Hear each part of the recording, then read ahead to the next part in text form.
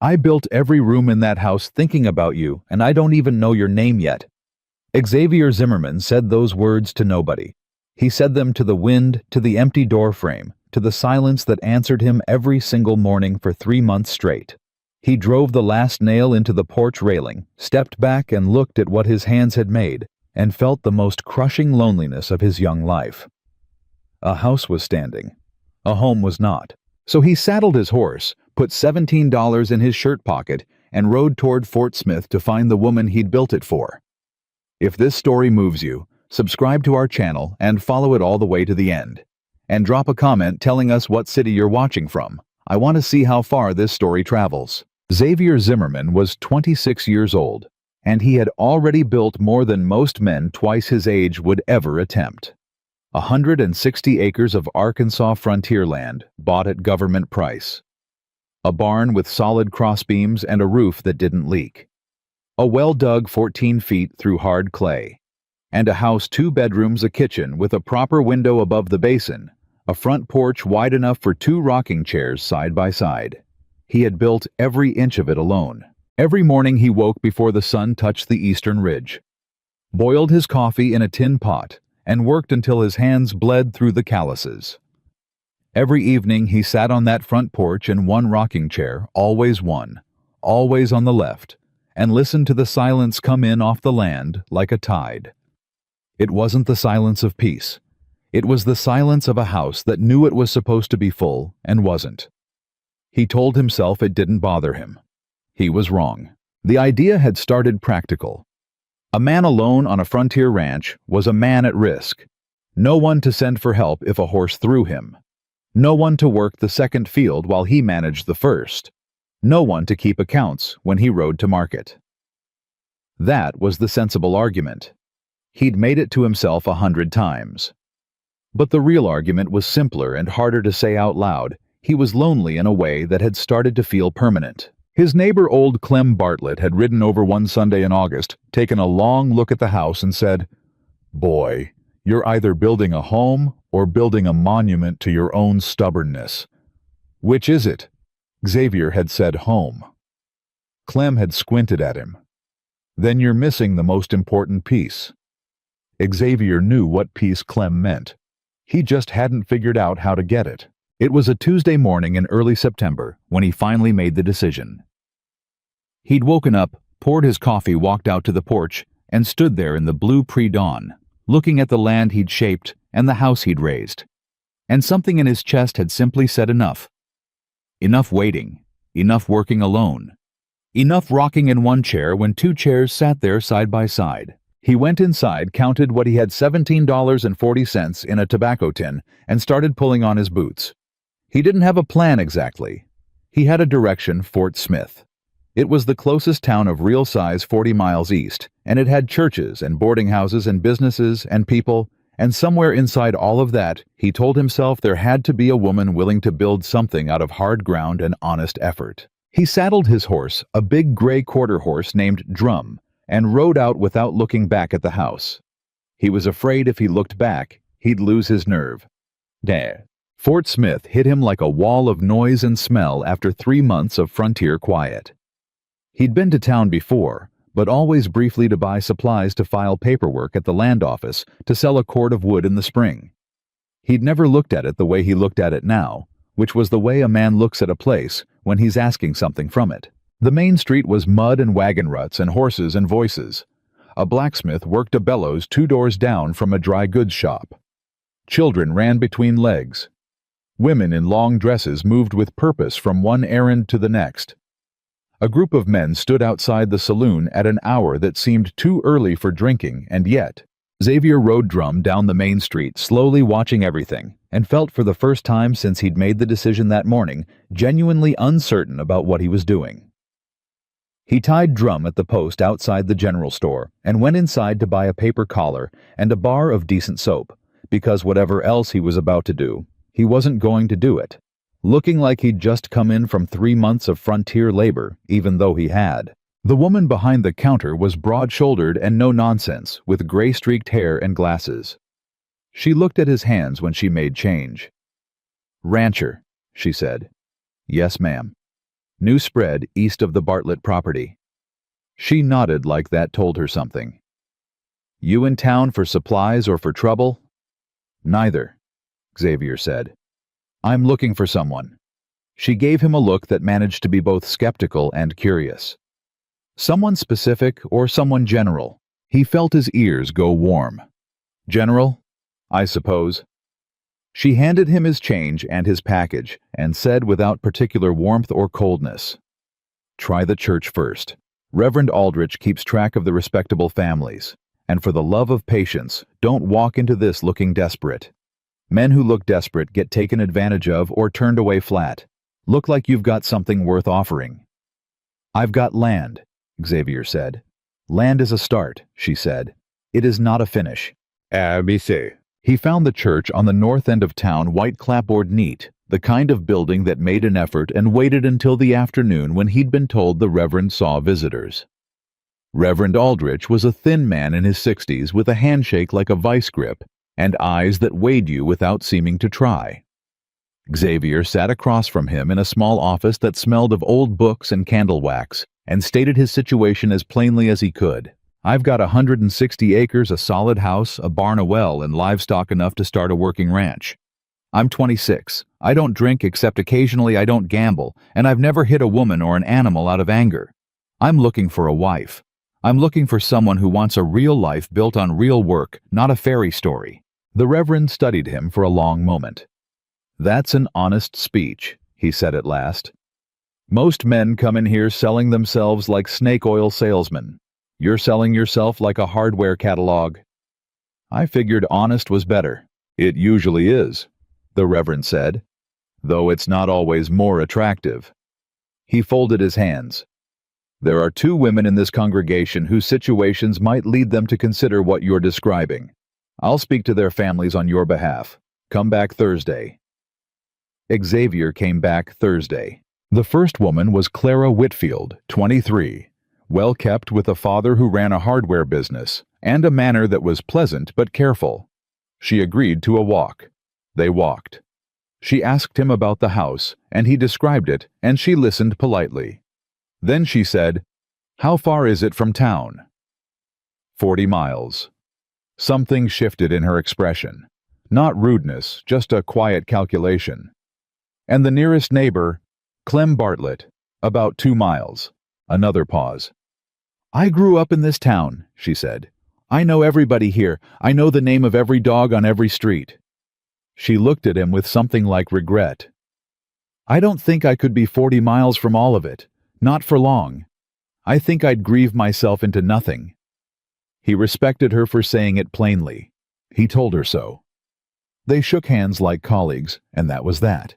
The second woman was Sarah Holt, a widow 31, with a brisk manner and sharp opinions, and 2 years of managing on her own since her husband had died of fever.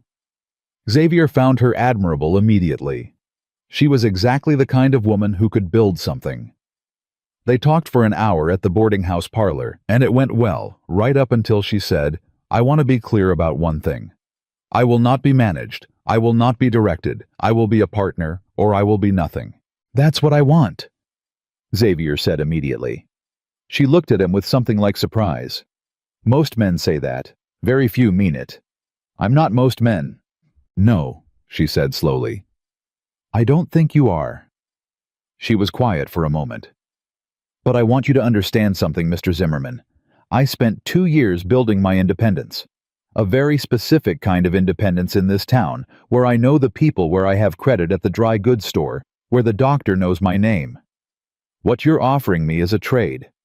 I give up what I've built here, and I start over out there. She met his eyes directly. I'm not willing to make that trade. Not yet. Not with a stranger. That was fair, too. He knew it was fair.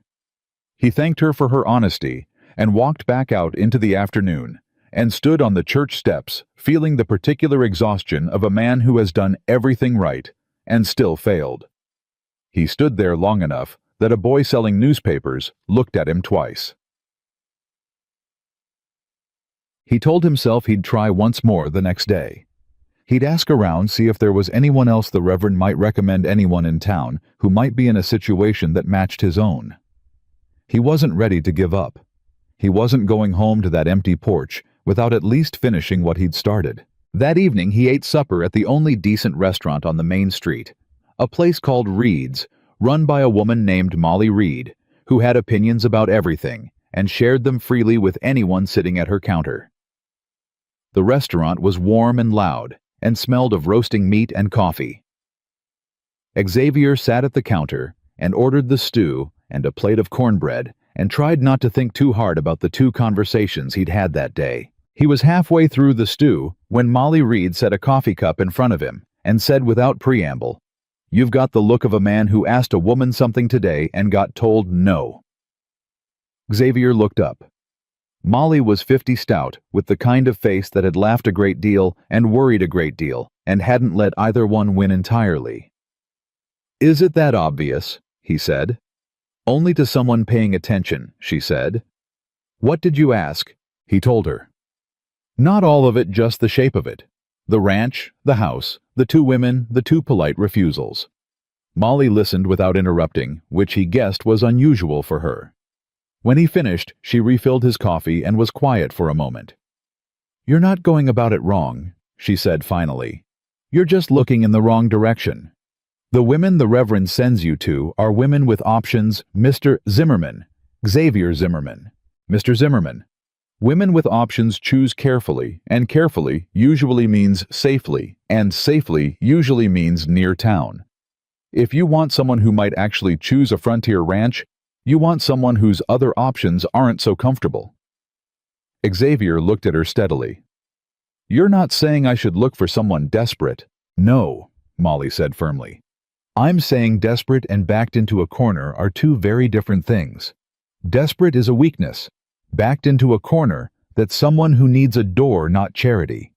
She picked up the coffee pot and moved down the counter to refill another cup, and when she came back, she said very casually, "My waitress, for instance, Olivia Norton. She's not desperate, but she's not comfortable either." Xavier followed Molly's glance without being obvious about it. The woman moving between the tables was perhaps 24 or 25. She was slender, brown-haired, with a way of moving that was efficient and quiet. She refilled a glass, collected a plate, answered a question, all without calling attention to herself. She had a stillness about her that wasn't shyness exactly. It was more like someone who had learned to take up less space. But it was her eyes that stopped him when she turned briefly in his direction. She wasn't looking at him. She was looking through him at the kitchen door, and yet he caught something in that instant that he couldn't name. Not sadness exactly. More like someone who had decided sadness was a luxury and had put it somewhere safe and was carrying on without it. "What's her story?" he asked, keeping his voice low. Molly's expression shifted, still open, but with a new carefulness to it. "That's hers to tell," she said. "What I'll tell you is that she's been working for me 8 months. She's honest, she's steady, and she's got enough sense to know a bad situation from a good one." She gave him a long, appraising look. "Whether you're a good situation remains to be seen."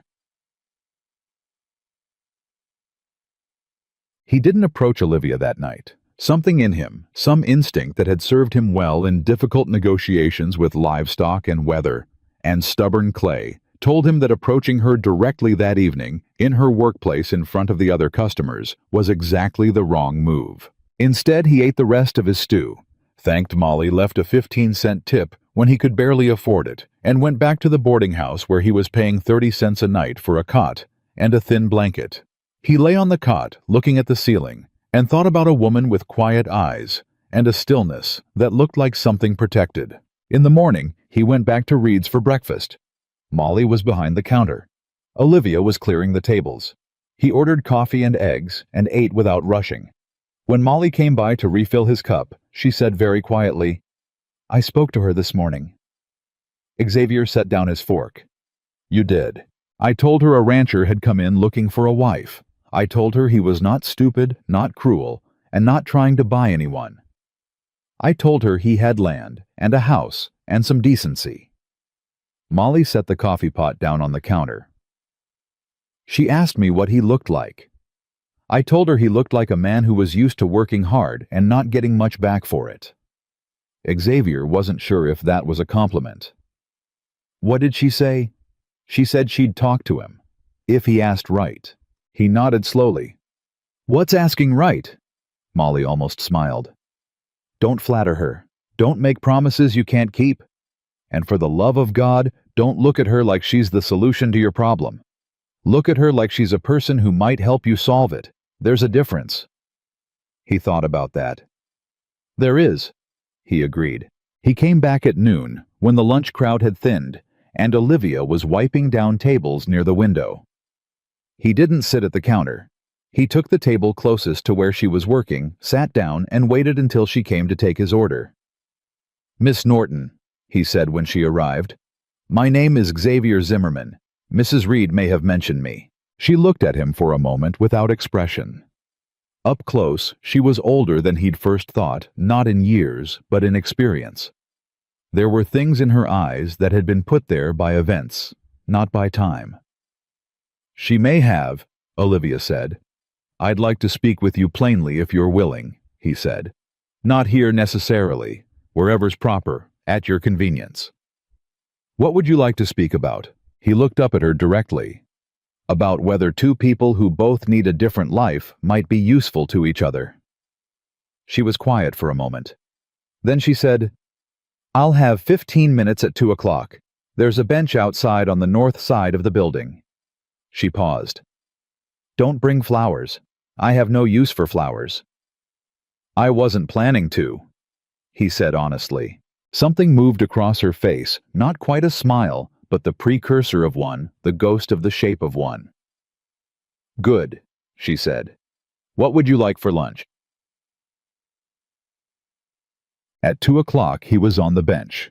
At 2 o'clock exactly, she came out the side door and sat down at the other end of it, keeping a proper distance with her hands folded in her lap and her face composed. You may as well start, she said. I only have 15 minutes. So he started. He told her what he'd told the others, the land, the house, the barn, the well.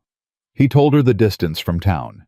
He told her the work was hard, and the winters were harder, and there was no guarantee of anything except that he would work as hard as she did, and he would not lie to her. Then he stopped. She looked at him. That's all you're offering. That's all I can honestly offer, he said. I'm not a wealthy man. I'm not an easy life. I'm a man with land and a house and enough character I hope to be worth something to a person who needed what I'm describing. The silence stretched. A wagon went by on the main street. A dog barked somewhere. You haven't asked me anything about myself, she said at last. No, he said. I figured that was for you to decide whether to share. Another silence. When she spoke again, her voice had changed. It was quieter, more careful, the way a person talks when they're deciding how much of the truth to hand over. I'm not from here, she said. I came from a town 3 days east of here. I left under circumstances that were not entirely of my choosing. He waited. Didn't ask. Just waited. She looked at him sideways, and what she saw seemed to satisfy something she was measuring. There were accusations, she said. Made by family. False accusations. But in a small town, the difference between false accusations and true ones is often just which person people already liked better.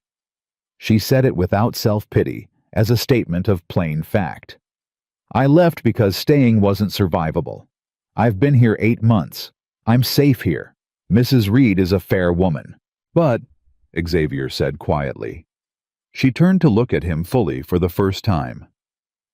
But Fort Smith isn't mine, she said.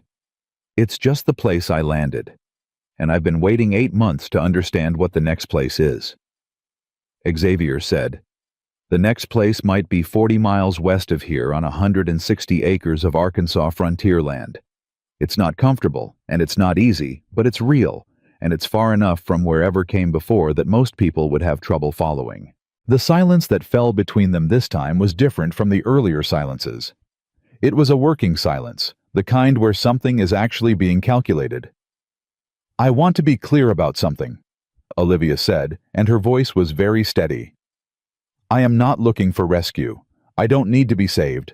What I need is a situation in which I am treated as a capable adult with her own history and her own mind. That's what I'm offering. Xavier said. Men often say that. I know they do, he said. I can't prove it to you in a 15-minute conversation on a bench. All I can tell you is that I built that house thinking about what it would need to actually function as a home. And I built 2 bedrooms and a kitchen with a window over the basin and a porch wide enough for 2 chairs. And I have spent 3 months alone in it, and I know exactly how empty it is, and I'm not looking for someone to fill it up. I'm looking for someone to build something in it. He hadn't planned to say all of that. It came out of him without arrangement, and he felt the rawness of it after the way you feel after you've said something true that you hadn't meant to say quite that directly. Olivia was looking at the street. Then she looked back at him. Her expression was not soft exactly, but it was open in a way it hadn't been before. I need to think, she said. Of course. I need until tomorrow morning. I'll be at the boarding house, he said. Come whenever you're ready, or send word through Mrs. Reed. She stood up and smoothed her apron and looked at him one more time. Mr. Zimmerman, she said, what you described that house, the window over the basin, the porch with 2 chairs. She paused. Nobody builds something like that by accident. Then she went back inside. Xavier sat on the bench for another few minutes without moving. The afternoon was warm, and the street was busy, and somewhere a hammer rang against an anvil, and he thought a house is not enough. A home needs a heart that chooses it, and he did not know yet whether that heart was hers. But he thought, and it was barely a thought, more like a thing felt in the chest rather than worked out in the mind that it might be. He barely slept that night. He lay on the cot in the boarding house listening to the sounds of the town settle into the dark, and he ran the conversation back and forth in his mind, the way you work a splinter, not quite able to leave it alone, not quite able to resolve it. She was careful. She had been hurt. She was proud in the right way, the way that comes from surviving something. And she had told him the shape of her trouble without telling him all of it, which was the right instinct. A person who told a stranger everything on the first conversation had lost their compass. A person who told a stranger nothing was hiding in a way that would come out later and badly. She had told him just enough. That was a kind of intelligence. He thought about what Molly Reed had said. Look at her like she's a person who might help you solve it. He'd tried. He thought he'd succeeded. He didn't know for certain. At some point, he fell into a thin sleep and woke before dawn to the sound of horses on the street below. He dressed and went down to the small dining room and drank bad coffee and waited. At 8 o'clock, Molly Reed appeared at the boarding house door. She was still wearing her apron, which meant she'd walked over from the restaurant in the middle of the morning rush. That meant something. She came to his table, sat down across from him, without being invited, and said, Olivia Norton would like to know one thing before she gives you her answer. Xavier set down his cup. What thing? Molly looked at him steadily. She wants to know if you understand that she may never be fully comfortable telling you all of what happened to her. And she wants to know if that not knowing the whole story would be a problem for you. The question landed on him with more weight than he'd expected. He thought about it honestly. Not the answer that sounded right, but the actual answer worked out in real terms. Did it bother him, not knowing yes somewhat? Was it a problem? He looked at that question squarely. A man who demanded to know everything about a person before he trusted them wasn't really trusting them at all. He was just demanding a down payment on something that could only ever be proved by time. No, he said. It's not a problem. What happened to her before is hers. What we build together from here is ours. Molly studied him for a long moment. Then she stood up, straightened her apron, and said, She'll be at the church at 10 o'clock. The reverends agreed to do it today if both parties are willing. Xavier went very still. Today? She doesn't want a long courtship, Molly said, not unkindly. A long courtship means more time for Harold to find her. Harold. The name dropped into the conversation like a stone into still water. Xavier didn't ask who Harold was, not yet. But the name settled into him cold and specific, and he understood that Olivia Norton's past was not entirely behind her. It was somewhere east of Fort Smith, and it had a name, and eventually, maybe not today, Maybe not for months. It was going to have to be dealt with. "I'll be there at 10, Xavier said. Molly nodded once and walked back out into the morning. Xavier sat alone at the table with his cooling coffee and a decision that had already been made before he'd even known he was making it somewhere between a porch railing in September and a bench conversation in the Fort Smith afternoon, and thought about a woman with quiet eyes and a past she carried like something heavy that she refused to put down. He thought whoever this Harold is, he's going to find that she's not alone anymore. And he finished his coffee and he went to find a clean shirt and he got ready to be married. The church was cold at 10 o'clock in the morning, the way small churches always are when they haven't been heated for a service. A deep, still cold that sits in the wood and the stone and doesn't move for anyone.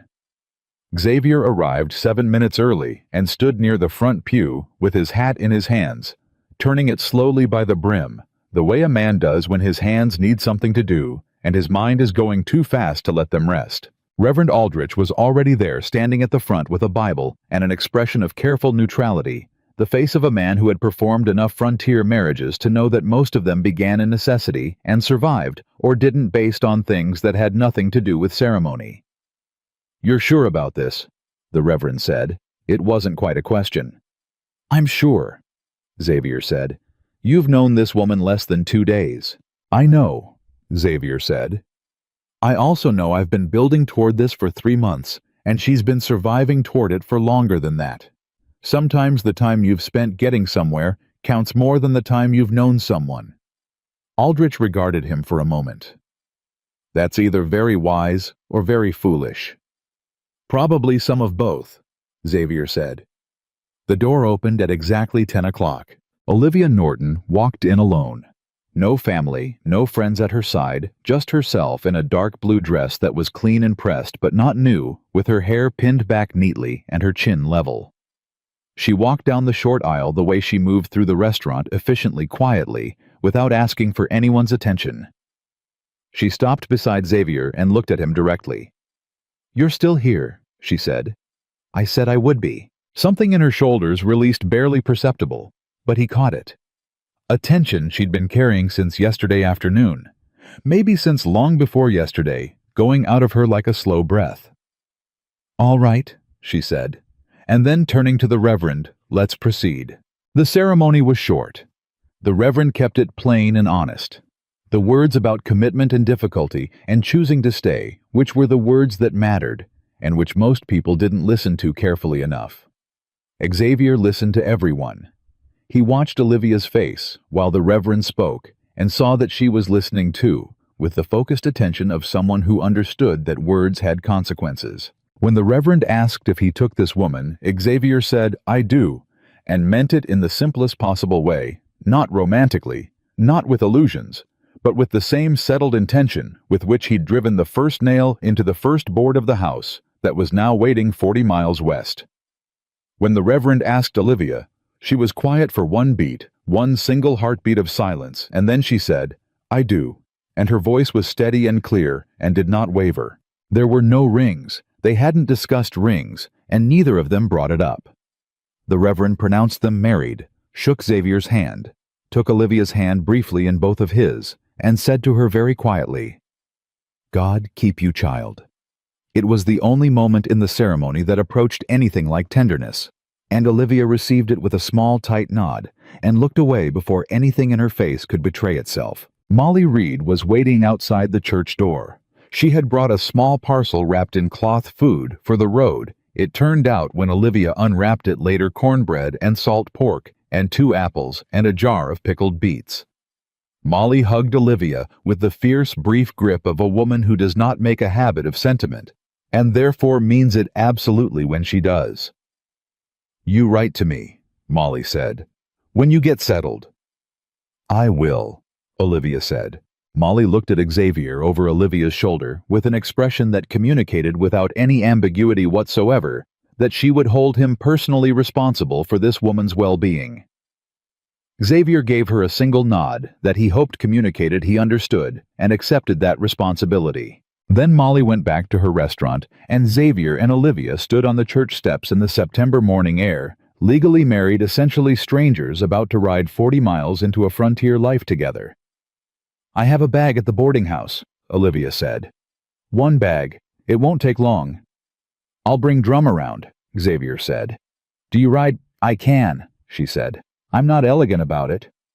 "That's fine. Drum's not elegant either." It was the first thing that had passed between them that came close to lightness, and they both felt it a small unexpected ease, like finding solid ground in the middle of a crossing. They left Fort Smith before noon. Olivia rode behind Xavier on Drum, her bag tied to the saddle, one hand on the horse's flank, and the other holding herself with careful balance. They didn't talk much in the first hour. The road was rough, and the rhythm of the horse made conversation require effort. And there was enough in both of their minds already without adding words to it. It was Xavier who broke the silence first about 2 hours out, when the town was well behind them, and the land had opened up into the wide, flat quiet of the Arkansas frontier. "You can ask me things," he said. "If you want to know something about where we're going, or about me, or about how any of this is going to work. You don't have to figure it out alone." Olivia was quiet for a moment. Then, "The second bedroom. What about it?" "Is it finished?" "It has walls and a floor and a window," he said. "No furniture yet. I was going to build a bed frame when I got back." "I can sleep on the floor until it's done," she said. "I've done worse." The way she said it, completely matter-of-fact, with no invitation for sympathy, told him more about her history than anything she'd said directly. He filed it away without commenting on it. "I'll build the frame first thing," he said instead. "Before anything else." Another silence. Then Olivia said, "Tell me about the land." So he told her.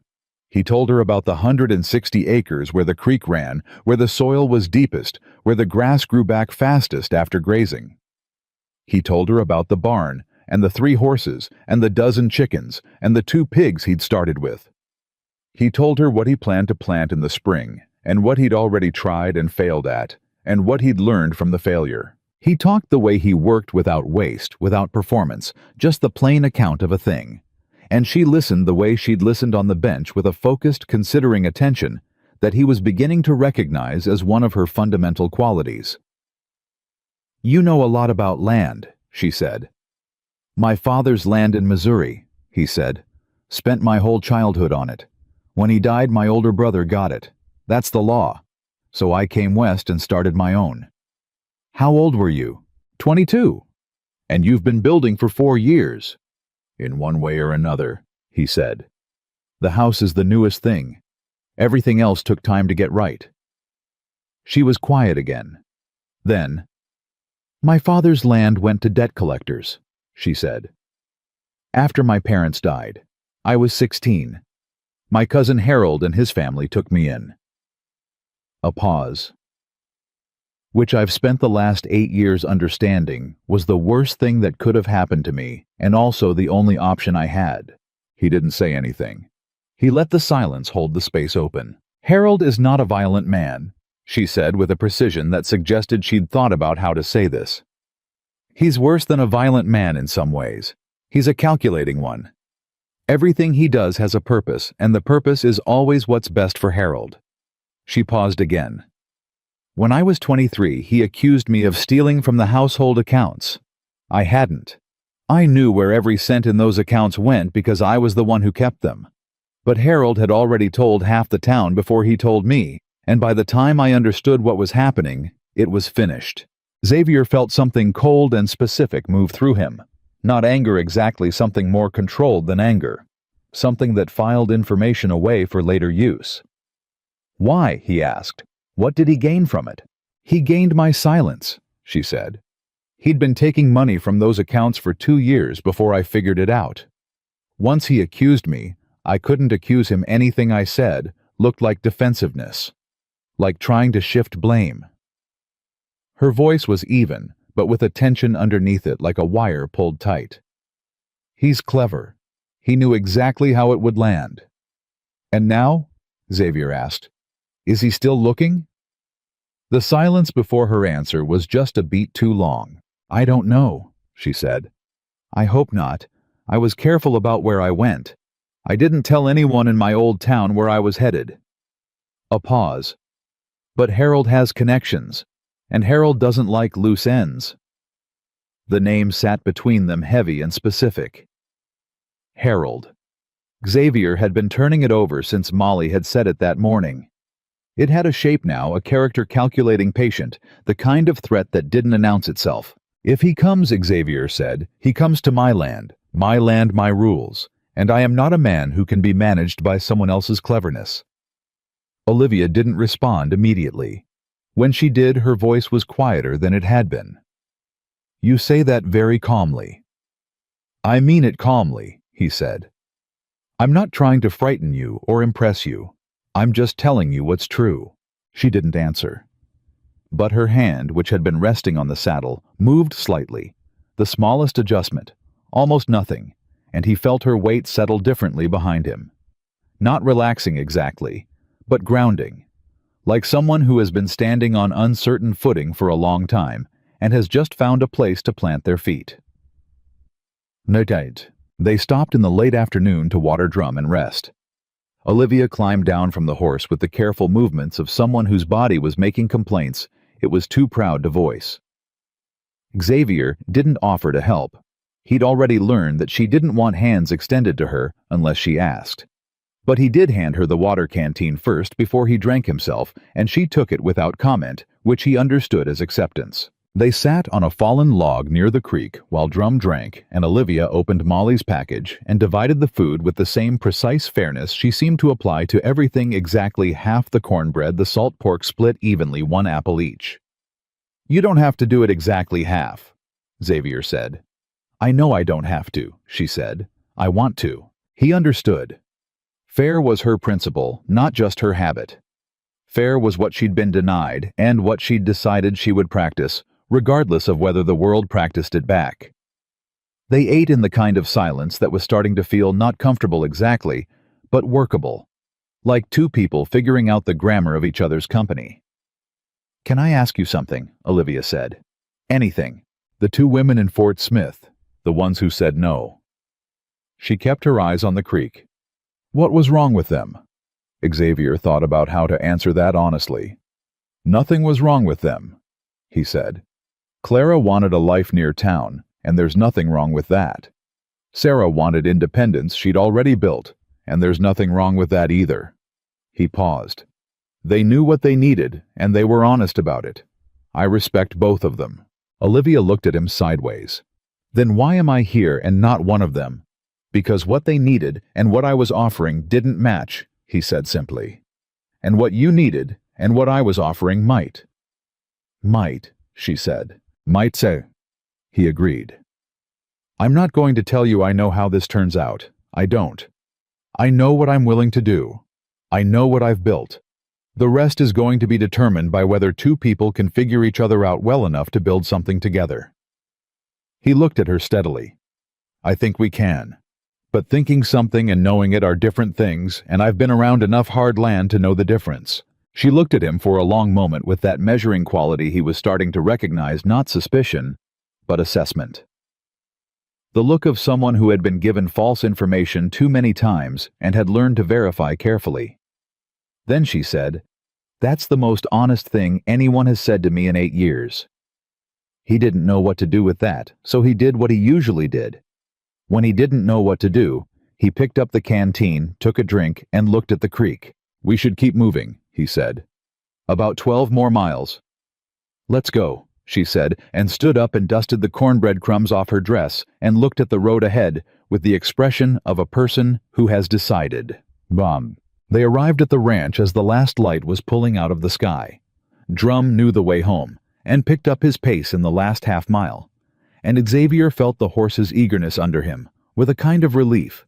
Even the animal knew this was right, or at least familiar, which sometimes amounted to the same thing. He heard Olivia's breath change behind him when the shape of the house appeared.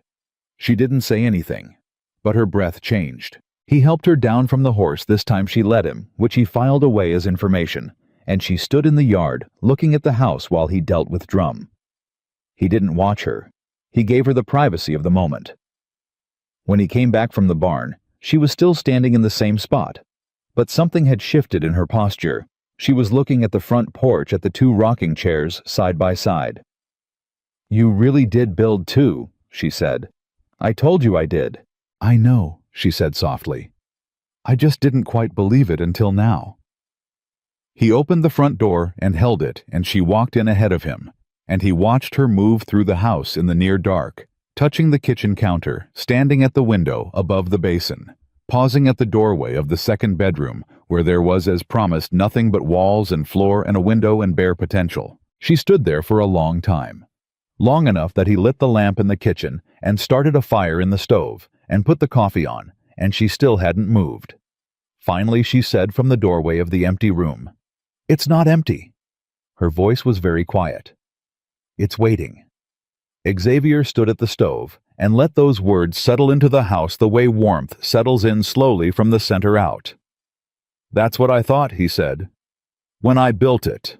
She came back to the kitchen then and sat down at the table, and he put a cup of coffee in front of her and sat down across from her, and they looked at each other in the lamplight. Two people at the beginning of something that had no guarantees and no roadmap, and nothing going for it, except that they had both chosen it with their eyes open. "The bed frame," she said. "How long will it take you?" "Tomorrow afternoon if I start right after the morning chores." She nodded. "I'll take the chores list tonight, so I know what to expect in the morning." "I'll write it out," he said. "Don't write it. Tell me. I'll remember." He told her. Every chore in order, with what each one required. She listened without writing anything down, and when he finished, she repeated the whole list back to him in the correct sequence without a single error. He looked at her. "I have a good memory," she said without particular pride. "It's the only thing Harold never managed to take from me." The name landed in the warm kitchen like a draft under a door. Harold. Even here. Even at this table. Xavier picked up his coffee cup and said without drama, "He's going to find out eventually that you're gone from Fort Smith." "Yes." "And when he does, there's a chance he'll try to trace you." "Yes," she said again. The word was steady, but her hands tightened around her cup. "I want you to understand something," Xavier said. He waited until she was looking directly at him. "This is your home now. Whatever Harold thinks happened, whatever accusation he made or plans to make it, has no power here. He has no standing here. This is my land, my deed, my legal right, and you are my wife." He paused. "What happened in your old town is done. What happens from here is something different." Olivia looked at him with an expression he couldn't entirely read. Layered, complicated, the look of someone processing something they hadn't expected to feel. "You can't just declare that and make it true," she said quietly. "No," he agreed. "Not by declaring it, but I can make it true by backing it up every single time it gets tested." He set his cup down. "And it will get tested. I know that. I'm not pretending otherwise." The fire in the stove crackled. Outside, drums shifted in the barn. The night was settling in fully now, the frontier dark, coming down thick and complete. Olivia looked at her coffee. Then she looked up at him. "Why are you doing this?" she said. "Not the ranch, not the marriage. I understand the practical reasons for those, but this—" She gestured between them at something she couldn't quite name. "Why are you already treating this like it matters?" Xavier thought about that question seriously, the way it deserved. "Because it does matter," he said. "I didn't build that porch for something that doesn't matter." The silence that followed was not uncomfortable. It was the silence of two people absorbing something true. Then Olivia said, "I don't know how to trust yet. I want you to know that. It's not a failing I'm proud of, but it's honest." "I know," Xavier said. "I'm not asking you to trust me. I'm asking you to stay long enough to find out if you can." She considered him for a long moment. Then she said, "That I can do." The first weeks were the hardest and the most revealing.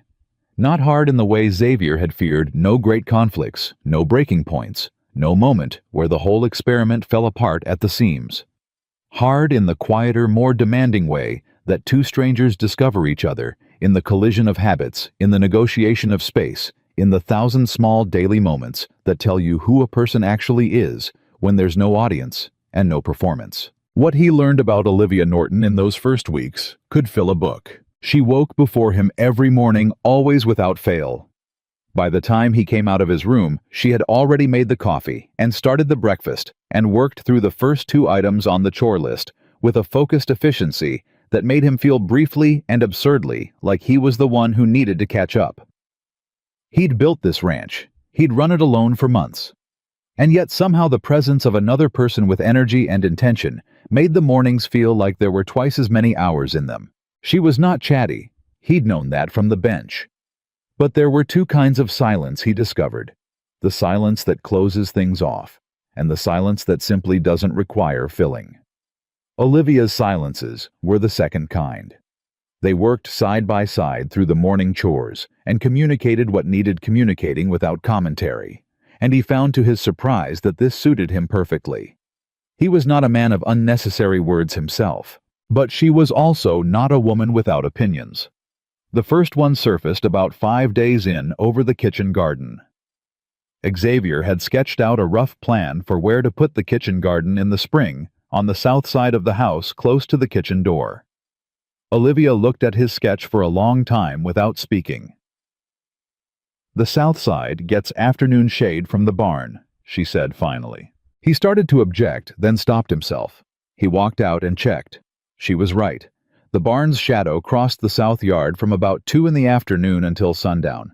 Not fatal for a garden, but not ideal. "East side," he said. "East side," she agreed. He moved the sketch. She said nothing more about it, and neither did he, but something had shifted, a small adjustment in the balance between them that felt correct, felt like the beginning of an actual partnership rather than a man with a plan and a woman following it. The second opinion came over money.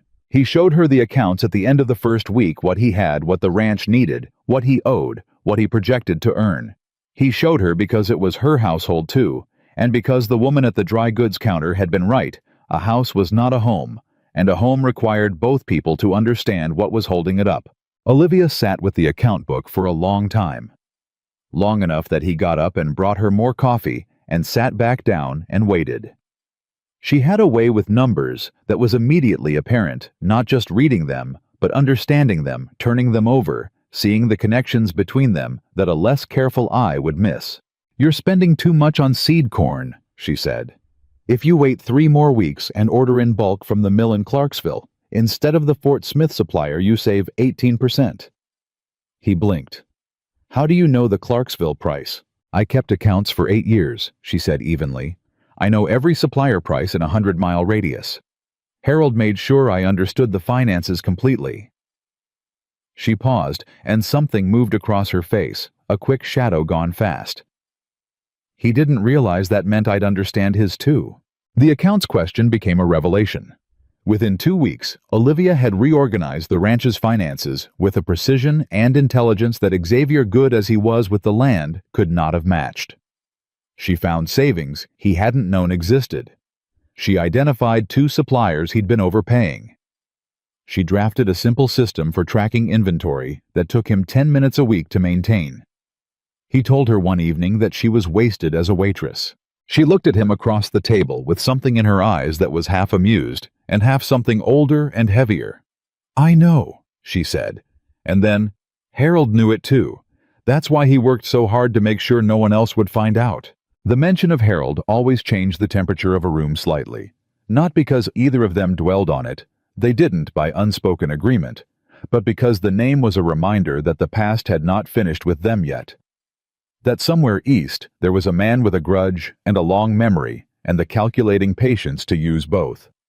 Xavier didn't know when Harold would surface. He only knew that he would. It was Clem Bartlett who brought the first warning. Clem rode over on a Tuesday morning in the 3rd week ostensibly to return a borrowed rope coil, but actually as Xavier had long since learned to find out what was happening with his neighbor, which was what Clem did, and which was not as intrusive as it sounded, because Clem was the only neighbor within 2 miles, and his interest was at its core genuine. He pulled up in the yard and looked at the house and the garden sketch stakes and the newly repaired fence line and said, "You've been busy." "We have," Xavier said, because "we" was the correct word now, and it fit easily in a way he hadn't expected. Clem climbed down, tied his horse, and shook Xavier's hand. Then he looked toward the house. "Is she—" "Come in and meet her," Xavier said. Olivia was at the kitchen table with the account book when they came in. She looked up, assessed Clem. In about 4 seconds, Xavier was beginning to clock how fast she read people, and it was very fast, and stood to extend her hand. "Olivia Zimmerman," she said. His name came out of her without hesitation, and something about hearing her say it that way that naturally settled into Xavier's chest like a nail going home. Clem shook her hand, with the careful respect of an older man who had lived long enough to recognize capability when it was standing in front of him. "Clem Bartlett, neighbor." He sat down when Olivia gestured to the chair and accepted the coffee she put in front of him and said, "I came to return the rope, but I also came because I heard something in town last week." Xavier's attention sharpened. "What town, Fort Smith?" "No, smaller. Depot stop about 20 miles east." Clem wrapped both hands around his coffee cup. "Man came through asking questions. Looking for a woman traveling alone or with a rancher. Dark-haired mid-20s from a town further east. Named Norton." The kitchen went very quiet. Olivia's face did not change. That was the remarkable thing. Not a flinch, not a catch of breath, nothing that someone watching casually would have caught. But Xavier was not watching casually. He saw her hands flat on the table, pressed down just slightly, pressing into the wood, anchoring herself. "What kind of man?" Xavier said. "Well-dressed, polite. Introduced himself as family looking for a missing relative." Clem said the word family with a particular flatness that made clear he'd already formed his own opinion of it. "Didn't sit right with me, so I asked around after he left. Apparently he'd been through 2 other stops in the previous week, working his way west." Xavier looked at Olivia. She was looking at the table. "Olivia," he said quietly. She looked up. Her eyes were steady, but underneath the steadiness was something controlled and careful and absolutely not panicking, which told him she'd been expecting this and had been managing the expectation for 3 weeks without showing it. "Harold doesn't give up," she said. "I told you that." "You did," Xavier said. "This is what he does," she said. "He's systematic. He works in a direction. He won't stop until he's found me, or until he believes there's no advantage in continuing." She paused. "The only way he believes there's no advantage is if there's nothing he can take from me." "And right now," Xavier said. She looked at him with complete directness. "Right now I have a home and a name and a legal marriage. Those are things he can't easily unravel." Another pause. "But he's going to try." Clem had been listening to this exchange with the patient attention of a man who understood frontier trouble and its many shapes. He set down his coffee cup and said, "What do you need from me?" Xavier looked at him. Clem Bartlett was 63 years old, had lived on his land for 22 years, and knew every rock and road and human being within 30 miles. He was Xavier had come to understand as valuable a neighbor as a man could have out here. "If he comes through your way," Xavier said, "I need to know." "That I can do," Clem said simply. Olivia said, "He'll be charming. He always is. He'll make whatever story he's telling sound completely reasonable." Clem looked at her with something close to dry humor. Mrs. Zimmerman, I've lived on this frontier for 22 years. I've met every kind of charming there is, and I'm not moved by any of it." He stood, put on his hat, and said to Xavier, "You've got a good one here. Don't let some Eastern schemer come out here and make trouble for what you've built." He left. The yard went quiet again. Xavier and Olivia sat at the kitchen table and looked at each other across the account book and the coffee cups and the thin morning light. "He's closer than I thought," she said. She said it quietly without drama, but he heard the thing underneath the quiet. "He's still 20 miles east," Xavier said. "And he's looking for a woman named Norton traveling alone." He looked at her steadily. He's not looking for a rancher's wife named Zimmerman on 160 acres with a legal marriage record. She absorbed that. He watched her absorb it, the small internal shift of a person recalculating their odds. That buys time, she said. It buys time, he agreed. And time is what we need to make this solid enough that it can't be questioned. What does solid look like? Xavier thought about it. People who've seen you here. Work that shows you've been here. Records. Neighbors who know your name.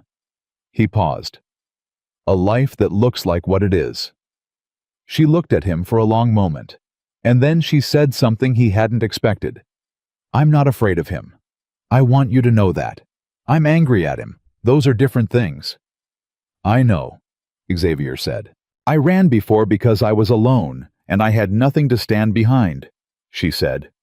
I'm not alone now. The words came out of her simply without emphasis, the way truth usually does, not announced, just stated. And in the stating of them, something between them settled into a shape that hadn't quite had a shape before. Not romance, not yet. They were too careful for that, both of them, but something solid. Something that would hold weight. Xavier reached across the table and picked up the account book and turned it around to face him. Show me the Clarksville supplier again, he said. I want to write the order today. Olivia pulled her chair closer and leaned over the book, and they went back to work, because that was what this was, work, and the willingness to do it, and the choice to do it together. And Harold was east, and getting closer, and the winter was coming, and there was still a bed frame to build, and a garden to plan, and a ranch to run. And neither of them looked away from any of it. The order went out to Clarksville that same afternoon, and by the end of the week, the bed frame was built and Olivia's room had furniture in it for the first time, and the ranch was running the way a ranch runs when two capable people are working it. Instead of one, not twice as well, but 3 times, because the right two people together don't just add to each other, they multiply. October came in hard. The temperature dropped faster than Xavier had expected, faster than his first 2 winters on the land, and the work shifted from building and planting to weatherproofing and storing. They worked from before dawn until after dark every day, and the days were shorter now, shrinking at both ends, and the cold made every task take longer and demand more. Xavier watched Olivia work in that October and revised every assessment he'd made of her upward. She didn't complain. Not once. Not about the cold, not about the labor, not about the roughness of the life compared to whatever life she'd imagined or whatever life she'd had before.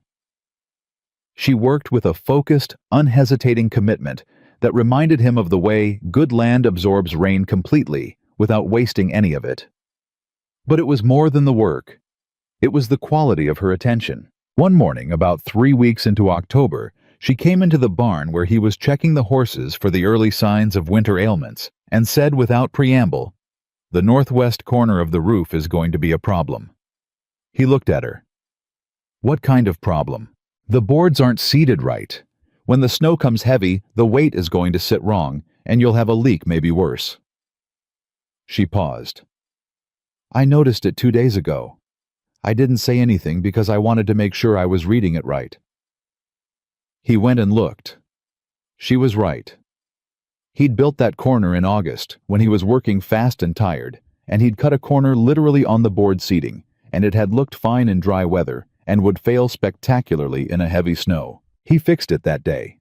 It took 4 hours and cost him other work he'd planned. He fixed it without complaint because she'd caught it, and she'd been right, and that was more valuable than anything else. That evening, when they were sitting at the kitchen table after supper, with the lamp between them, he said, "Thank you, for the roof." She looked up from the account book. "I live under it too." "I know," he said. "But you could have said nothing and waited to see if I caught it myself." She set down her pen and looked at him with a directness that he had come to understand was her default mode. Not aggressive, just honest, the way a person is honest when they've decided that honesty is less expensive than the alternatives. "That's not how I intend to do this," she said. "If I see something, I say it. That's the only way any of this works." Xavier nodded slowly. "Agreed." She picked up her pen again. Then she said without looking up, "You're the same way. I noticed that about you early." He didn't ask what specifically she'd noticed. He had the feeling she'd tell him if and when she felt like it, and pressing would accomplish nothing and might close something that was slowly and carefully opening. It was Clem Bartlett who came back with the second warning. Not Tuesday this time, a Friday mid-morning, riding faster than his usual pace. Xavier was splitting wood when he heard the horse and looked up, and something in the way Clem was moving told him before Clem spoke. He set down the axe and waited. Clem pulled up, didn't even dismount. "He was in Boonville yesterday," he said. "That's 12 miles east." He's asking more specific questions now. Not just a dark-haired woman, he's got a description. Height, age, the color of her eyes. He paused. Someone talked. Xavier felt the cold move through him that had nothing to do with October. Who? Don't know. Could be anyone from Fort Smith who saw her. Could be the boarding house. Clem's voice was measured, but his eyes were serious. He's telling people she stole from his family, that she's mentally unstable, that her husband, if she's got one, has been deceived. He met Xavier's eyes directly. He's working ahead of himself, building the story before he arrives. Xavier was very still. "That's clever," he said, and the word came out flat. "It's what a clever man does," Clem agreed. "He gets there last, but his story gets there first." "How much time do we have? If he's in Boonville yesterday, he could be here in 2 days. Maybe 3 if the road's bad." Clem looked at the house. "Is she inside?" "Yes. You should tell her." "I'm going to," Xavier said. Clem turned his horse. "I'll send my boy over if I hear anything more." He started to ride, then stopped. "Xavier, whatever that man says when he gets here, your neighbors know you. They don't know him. That counts for something out here." Then he was gone. Xavier stood in the yard holding the axe and thinking for about 30 seconds. Then he put the axe down and went inside. Olivia was at the table. She looked up when he came in, and his face told her something before he did. She put down her pen. "He's closer," she said. "Boonville. Yesterday." Not a flinch, not a visible one, but her jaw set in a specific way that he'd learned meant she was organizing something internally, putting things in order the way she did, with accounts finding the structure underneath the numbers. "What's he saying?" Xavier told her. "All of it, the description, the story about theft and instability, the preemptive narrative." He told it straight without softening. When he finished, she was quiet for a moment. Then she said, "He's going to try to have me removed." She said it clinically, like a diagnosis. "He'll claim the marriage is fraudulent, that I misrepresented myself to deceive you. He'll try to paint you as a victim so you'll cooperate with him." "I'm not a victim," Xavier said. "I know that. You know that." Her voice was very steady. But a man who arrives with a prepared story in a sympathetic manner can be very convincing to people who don't know the full picture. "Then we make sure people know the full picture," Xavier said. "Before he gets here." She looked at him. "What does that mean?" "It means we go to Clem's tomorrow, and we go to the Patterson place on the south end, and we go to the Reverend's man in the nearest settlement, whoever that is, and we tell our story first." He met her eyes. "You told me what Harold does. He gets there last, but his story gets there first. We get there before either of us." Something moved across her face, surprise maybe, or the thing that happens when someone does something you hoped for but didn't expect. She looked at him for a long moment, and then she said very quietly, "You'd do that." "We'd do that," he said. "Together. That's how this works." She looked down at the table. 1 breath, 2, then she looked back up. "All right," she said. "What do we tell them?" "The truth," Xavier said. "Exactly what happened to you in your own words to people who are going to meet Harold and need to know what they're meeting." "My word against his," she said. "Your word and my word," Xavier said. "And you've been here 6 weeks, and he's never been here once. Out here, that matters." They rode to Clem's that afternoon. Sitting in Clem's kitchen, a warm, crowded room that smelled of tobacco and dried herbs, and the particular smell of a home that had been lived in for 20 years, Olivia told her story for the first time completely. Not the edited version she'd given Xavier on the road, not the careful outline she'd offered on the bench in Fort Smith. The whole thing. She talked for 40 minutes without stopping. Clem's wife, Martha, sat across the table with her hands folded and her eyes on Olivia's face the entire time. Martha Bartlett was 61, small, sharp-minded, and had raised 4 children on frontier land through drought and illness and loss. She was not a woman who was easily impressed or easily moved. But by the time Olivia finished, Martha's hands were no longer folded, they were pressed flat on the table in front of her, the way you press down on something to keep it from rising. "He took 8 years from you," Martha said. "It wasn't a question." "Yes," Olivia said. "And then he stole from his own family and put your name on it." "Yes." Martha looked at her husband. Something passed between them, the wordless communication of 2 people who have been in the same room for 40 years. Then Martha looked back at Olivia and said, "When this Harold arrives, he is going to find that the women in this community have already formed an opinion of him. And we are not a community that changes our opinions easily." Olivia looked at the older woman with something in her face that Xavier had not seen there before. Not gratitude exactly, though it was related to gratitude. It was more like the expression of someone who has been carrying something alone for so long that the feeling of another pair of hands on the weight is almost incomprehensible. "Thank you," Olivia said. The words came out smaller than she intended he could tell, smaller and more raw. Martha reached across the table and covered Olivia's hand with her own. "You're Zimmerman's wife," she said simply. "That means you're ours." They went to the Patterson place the next morning and to 2 other homesteads by afternoon. Each time Olivia told the story cleaner each time, more ordered, the details more precise. Xavier watched her find the shape of it with each telling, watched her understand that putting it into words for other people was not diminishing it, but containing it, giving it edges so it couldn't keep spreading into every dark corner of her thinking. By the time they rode home that second day, she was quieter than usual, but it was a different quiet from the guarded silence of the early weeks. It was the quiet of someone who had done something effortful and important, and was absorbing what it had cost and what it had given back. Xavier didn't break the quiet. He let it ride with them. About a mile from the ranch, she said without looking at him, "I've never told anyone the whole thing before." "I know," he said. "It's different saying it out loud." A pause.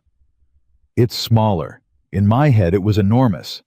Saying it out loud makes it actual, real, and finite." Another pause. "He's still terrible, but he's a terrible man who did terrible things, not a force of nature."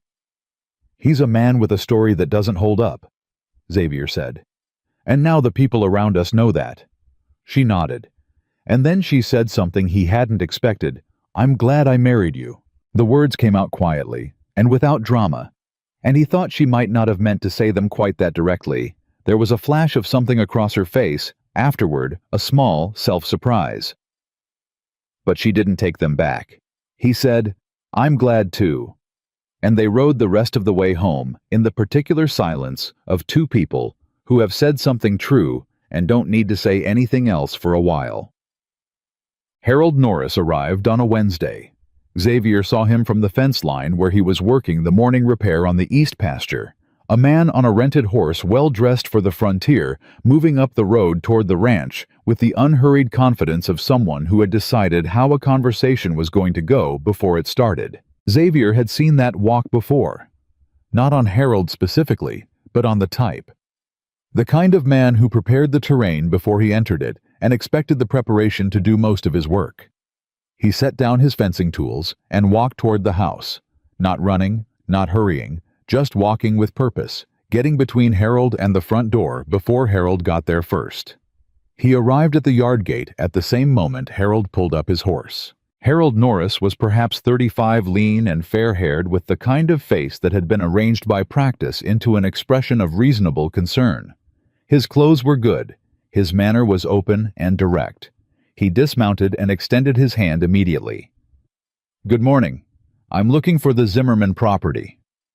You found it, Xavier said. He did not shake the hand.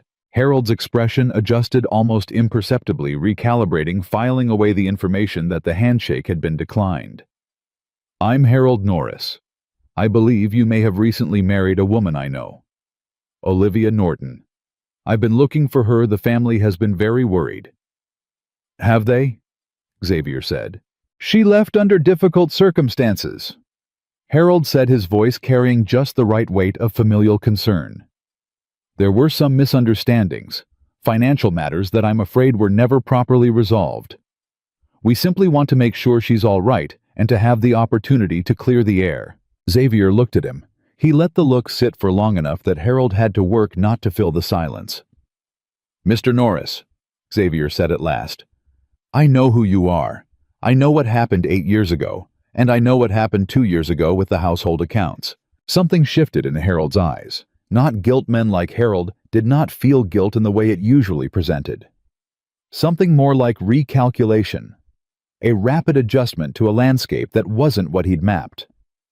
I don't know what she's told you, he said carefully, but Olivia has struggled with the truth in ways that... She's told me everything, Xavier said. And so have the people around here who've known me for years. They know me, Mr. Norris. They don't know you. Out here, that's the whole game.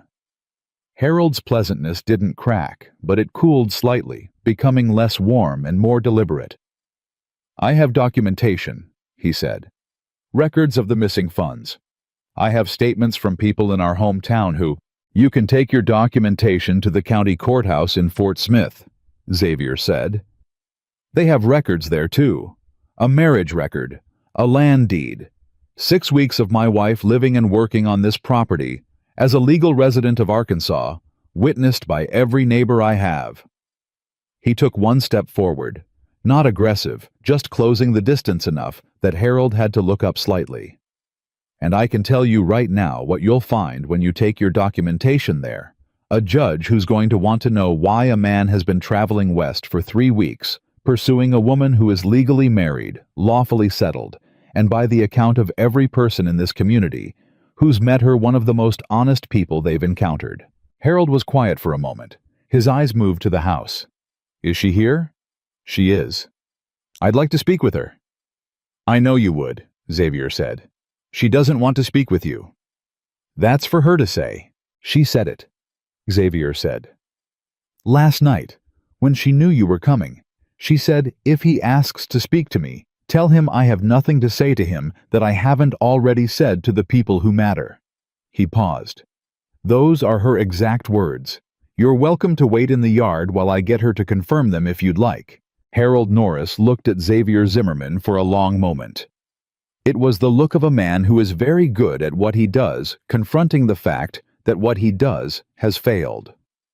The reasonable concern on his face didn't disappear. It was too well practiced for that.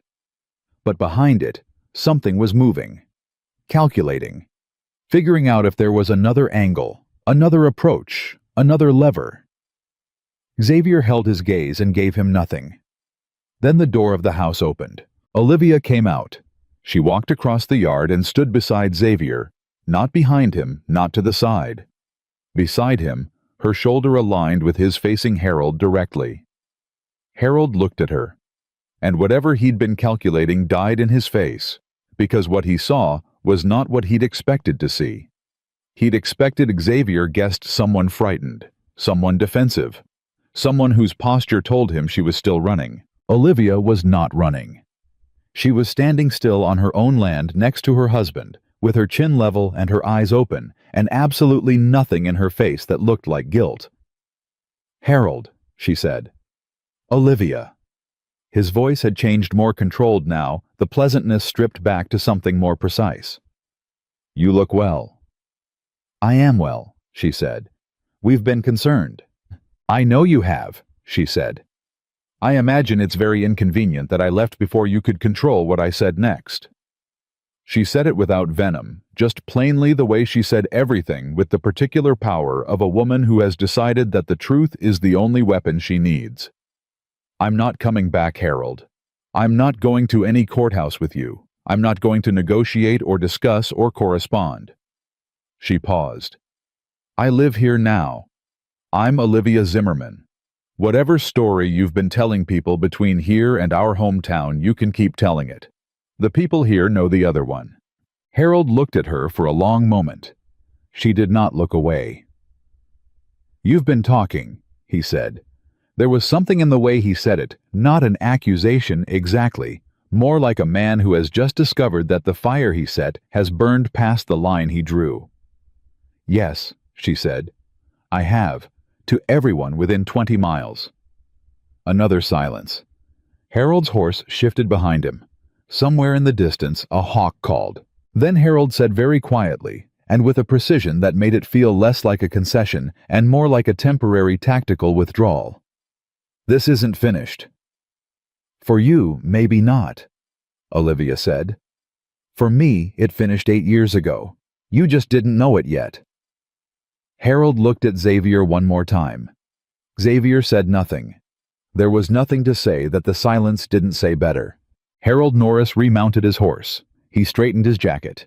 He rode back down the road the way he'd come, unhurried, deliberate, with the composure of a man who never lets anyone see him rattled. They watched him go.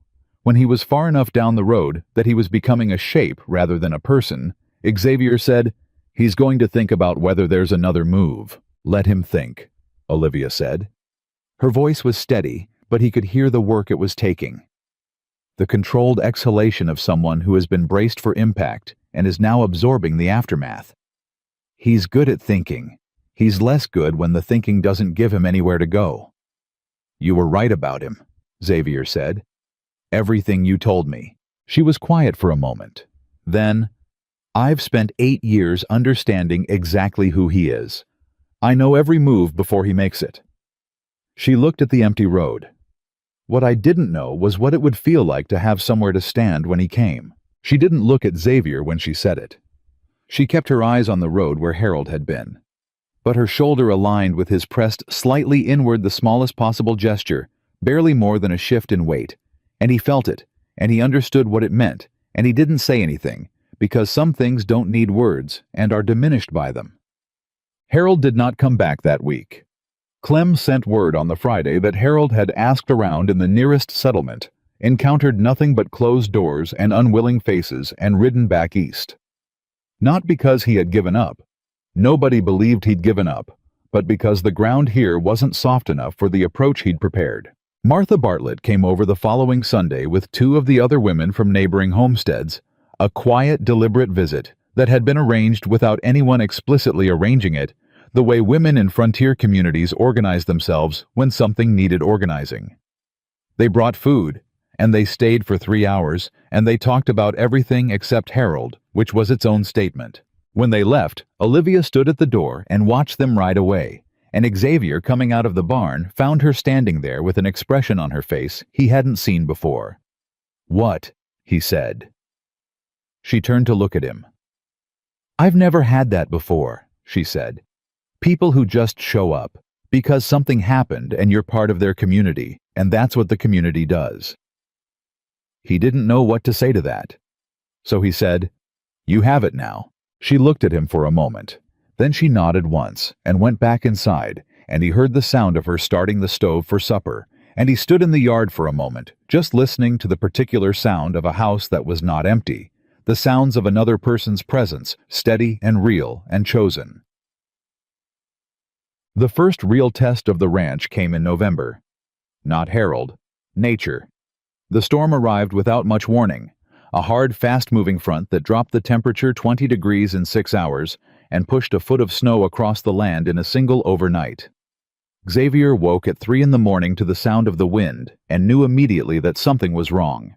He was already pulling on his boots when Olivia appeared in the doorway of her room fully dressed. "The chickens," she said. "And the horses, and the south fence might not hold." He was moving before he finished the sentence. She was right behind him.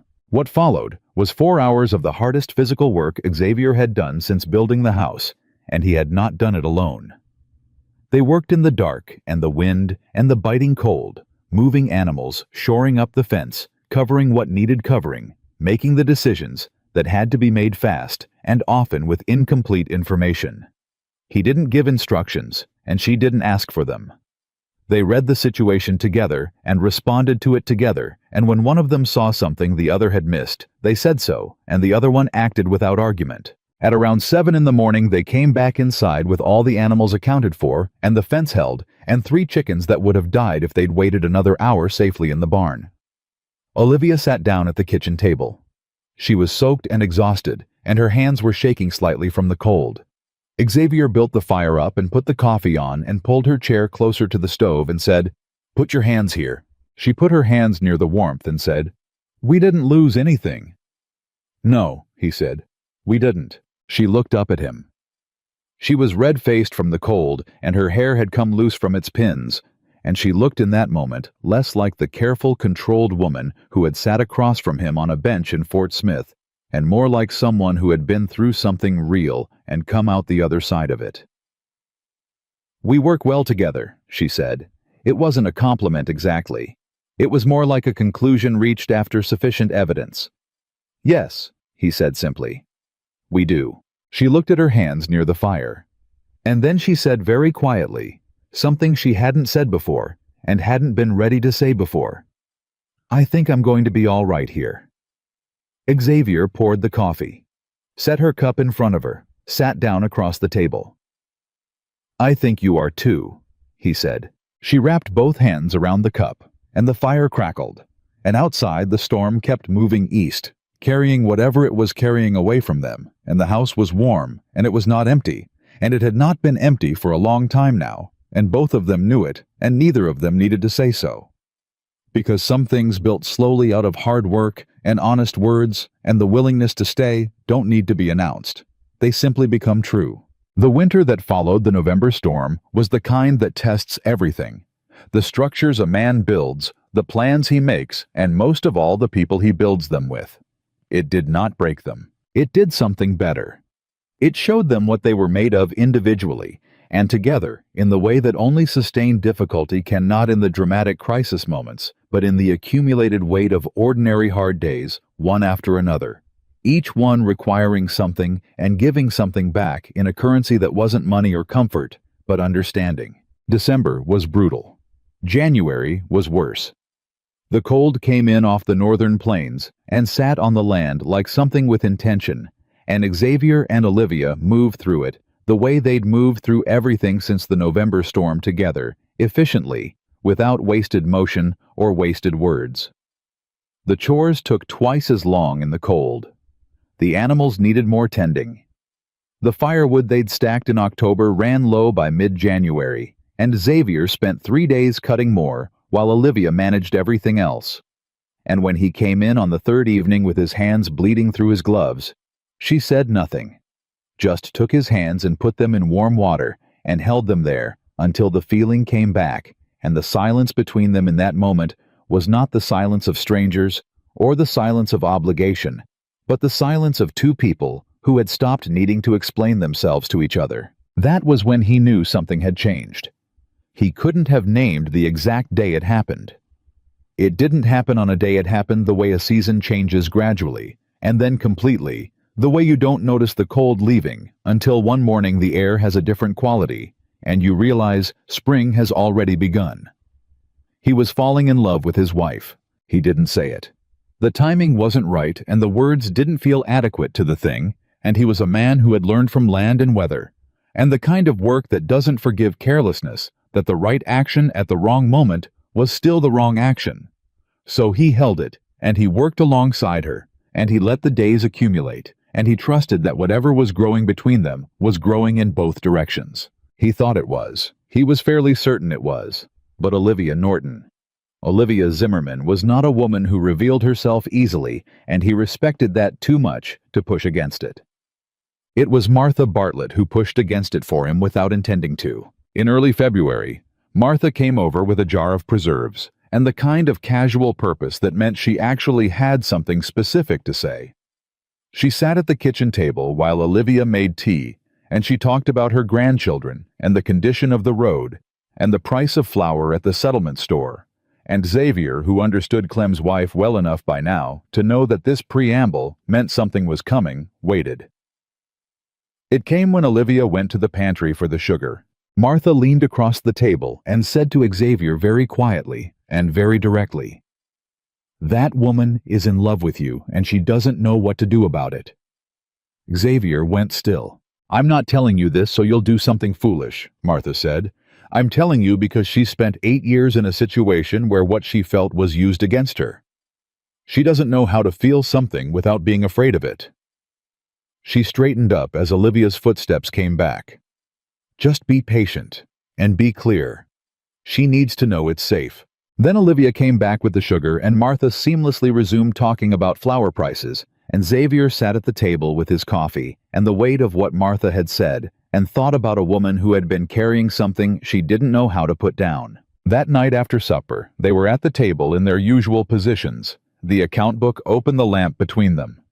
The fire in the stove making the kitchen warm and close when Xavier said without planning it, "Can I ask you something?"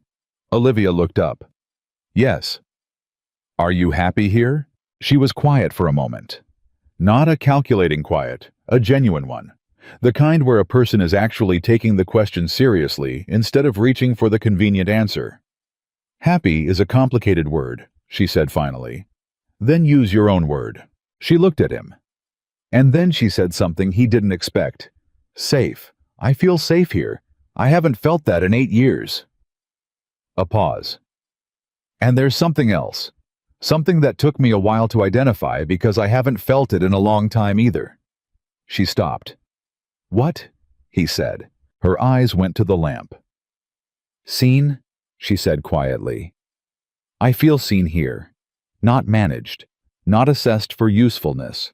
Not watched for mistakes." She looked back at him. "You see me. And what you see doesn't seem to disappoint you." The words came out of her carefully and precisely, like something she'd worked out exactly how to say, and beneath the precision was something fragile and honest that cost her to put into the room. Xavier looked at her across the lamp. "It doesn't disappoint me," he said. "Not even slightly. Not even once." The silence that followed was the most charged one they had ever shared. Not uncomfortable, but full, the way a room is full before something is said that changes the shape of it. Then Olivia looked down at the account book and said with a steadiness that he understood was not coldness, but self-protection, "We're over budget on the winter feed by 4%. We should adjust the spring order." He let her redirect it. He understood why she needed to. He said, "Show me," and they spent the next hour on the accounts, and when they went to their separate rooms, he didn't say anything more, but he carried what she'd said, with him seen and understood, that this was a woman who had been invisible for 8 years, made invisible by someone who needed her competence and feared her clarity, and that being seen by someone who wasn't afraid of what he saw was for her more intimate than anything else could be. He was going to deserve that. He decided it then plainly and without drama, the way he decided things that mattered. He was going to keep deserving it every day. February brought the second crisis, and this one arrived from a direction neither of them had anticipated. It started with a letter. Clem brought it over himself on a Thursday, which was unusual. Mail didn't come to the Bartlett place often, and when it did, Clem sent his boy with it, not himself. The fact that Clem came personally told Xavier before he saw the letter that something was wrong. The envelope was addressed to Olivia Zimmerman, care of the Bartlett property. It had a Fort Smith postmark. The handwriting was unfamiliar, careful, feminine, nothing like Harold's educated script. Olivia opened it at the kitchen table with Xavier and Clem present, because she said simply, "You should both hear this." The letter was from a woman named Ruth Calloway. She identified herself as a distant cousin on Olivia's mother's side, not Harold's branch of the family, the other one, the one that had gone quiet after Olivia's parents died and hadn't been heard from since. Ruth had tracked Olivia through the Fort Smith marriage record and written to say 2 things. The first thing was that she was sorry. She'd heard what Harold had done. She'd heard it at the time and had been afraid to speak and had regretted the cowardice ever since. The second thing was this: Harold was not coming back alone. Olivia's hand tightened on the letter, and Xavier watched her read the next paragraph twice before she read it aloud. "Harold has retained a lawyer," she read. Her voice was controlled. He intends to file a claim in Sebastian County Court contesting your marriage on grounds of fraudulent misrepresentation. He has found a man, I do not know his name, who is willing to sign a statement claiming he witnessed you steal from Harold's household and confess to it in his presence. This statement does not exist and never happened, but Harold has found a way to manufacture it. He intends to file within the month. Ruth. The kitchen was very quiet. Clem said, "A manufactured witness." "Yes," Xavier said. His voice was level. Inside, something had gone cold and precise and very focused. Olivia set the letter down on the table. She pressed her hands flat on either side of it, a gesture he recognized now, the grounding gesture, the one she used when she needed something solid under her.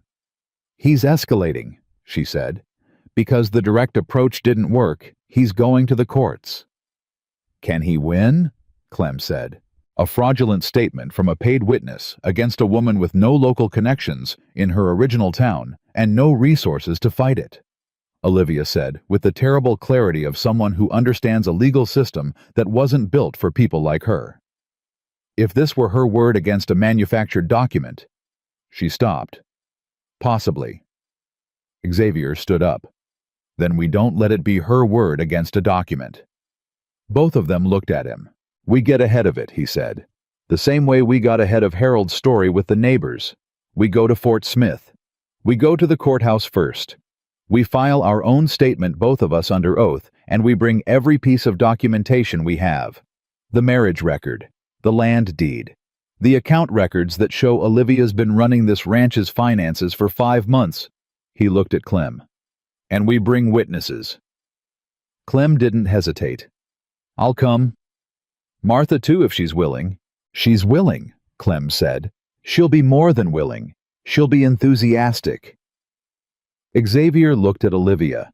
She was looking at him with an expression that was complicated and layered, the look of a woman calculating odds and finding them better than she'd expected and not quite knowing how to receive that. "It's a 2-day ride," she said. "In February." "I know. And there's no guarantee the judge, there's no guarantee of anything," he said. "But a man who files a fraudulent document against a woman in her absence is betting she'll be absent. We show up and the whole bet fails." He held her eyes. "Harold wins when you're alone and running. He doesn't know what to do when you're not." She looked at him for a long moment. Then she looked at Clem. Then she looked back at Xavier, and something in her face settled, not the controlled settling of self-discipline, but the real settling, the kind that comes from actually deciding, from actually choosing. "When do we leave?" she said. "Tomorrow morning," Xavier said. "Before light." They rode to Fort Smith in 2 days through February. Cold that was unpleasant enough to be memorable and not quite severe enough to be dangerous, which Xavier was quietly grateful for.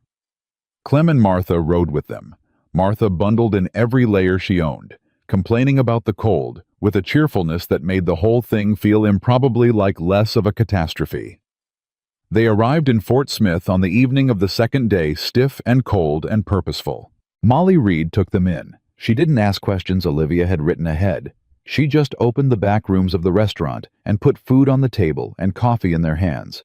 And when Xavier tried to explain the situation, she said, "I know what the situation is. Olivia wrote me. What do you need?" Anyone in this town who knew Olivia during her 8 months here and would sign a statement about her character, Xavier said. Molly looked at him with an expression that managed to combine respect with mild impatience. "Xavier Zimmerman," she said. "This woman worked for me for 8 months. I know everything about her character. And I know every business person and church-going family in this town. And I'm going to spend tonight making visits, and tomorrow morning you're going to have more character witnesses than you can fit in a courtroom." She picked up her coat from the hook. "Now eat your supper." She was not wrong.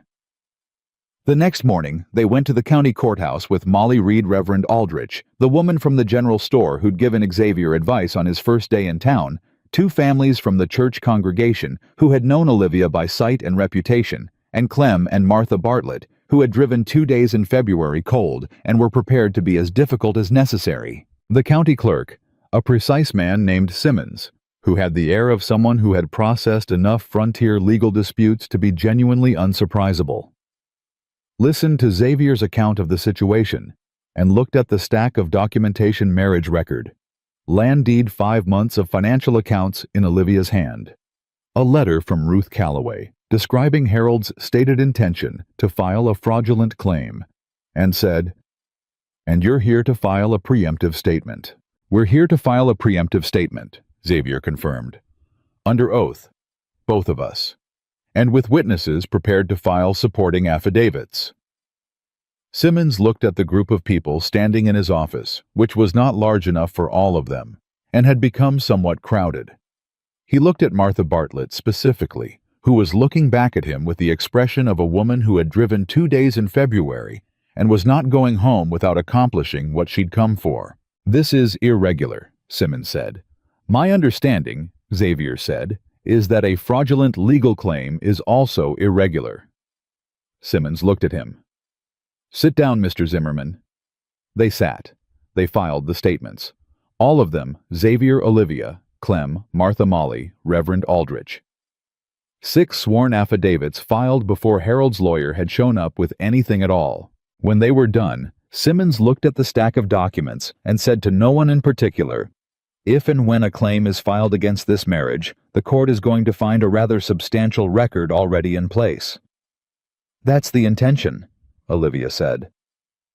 Simmons looked at her for a moment. "You kept the accounts for 8 years." "Yes." "For the Norris household." "Yes." He tapped the folder of affidavits. "If you have any of those records, the originals from those 8 years, they'd be useful to have in evidence." Olivia was very still. "I took copies," she said slowly, "when I left. I took copies of 3 years of accounts, because I knew that someday I might need to prove what I knew." She paused. "They're in my room at the ranch." Simmons looked at her over his glasses. "Those copies filed here would make a fraudulent claim essentially impossible to sustain." He said it mildly with professional neutrality.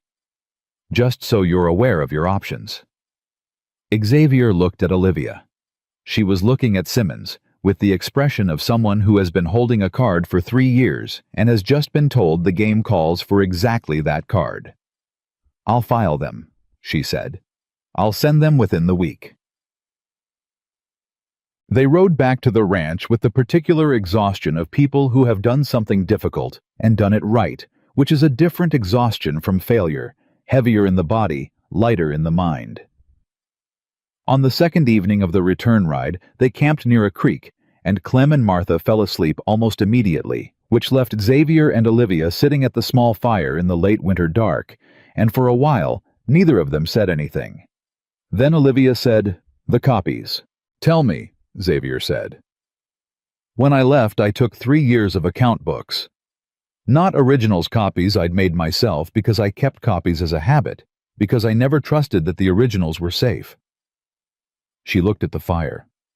"I've been carrying them in the lining of my bag since I left. They've been in my room since September." A pause. "I never told you because I didn't know if I'd need them. I didn't know if it was over." "It's not a secret you needed to tell me," he said. "It was yours to hold until you needed it." She looked at him.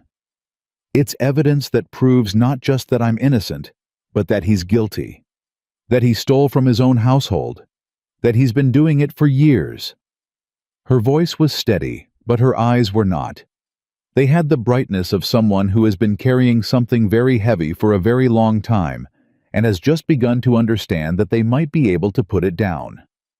When those records are filed, Harold is not just going to lose his case. He's going to have a problem of his own. Xavier thought about Harold on the road on his rented horse with his prepared story and his reasonable manner. He thought about a man who had taken 8 years from a woman who had done nothing but keep his accounts with absolute honesty and then burned her to cover what he was doing with them. "Good," Xavier said.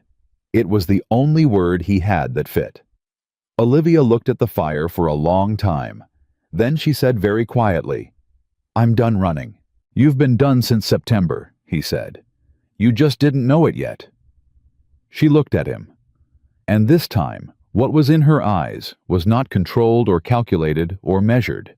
It was direct, fully, completely direct, and it was warm, and it was certain, and it was the look of a woman who has decided something important and is not afraid of the decision. "Xavier," she said. "Yes. I am going to say something, and I need you to not say anything back. Not yet. Just let me say it." He nodded. "I came to Fort Smith with nothing," she said. "I had $8 saved, one bag, and a name that felt borrowed because my own had been damaged. I was surviving, that's all. Just surviving." She stopped, took one breath. "I am not just surviving anymore. I'm living. Actually, living. And it's because of this." She moved her hand between them, the same gesture she'd made the first night at the kitchen table, the one indicating something she couldn't name. "Because of what we've built. And I need you to know that I don't take it lightly. I don't take you lightly. And I am not afraid of it anymore." Xavier held his silence exactly as long as she'd asked him to. He let the words sit in the cold air and become real. Then he said, "I love you. I know it's probably too soon, and I know you don't need to say anything back." "It's not too soon," she said, quiet and certain. "And I love you too. I've known it for a while. I didn't know how to say it without being afraid of what it cost." The fire crackled. The creek ran in the dark. Clem snored softly a few feet away, which should have broken the moment and somehow didn't, because the moment was built of something sturdier than circumstance. Xavier reached across the space between them and took her hand.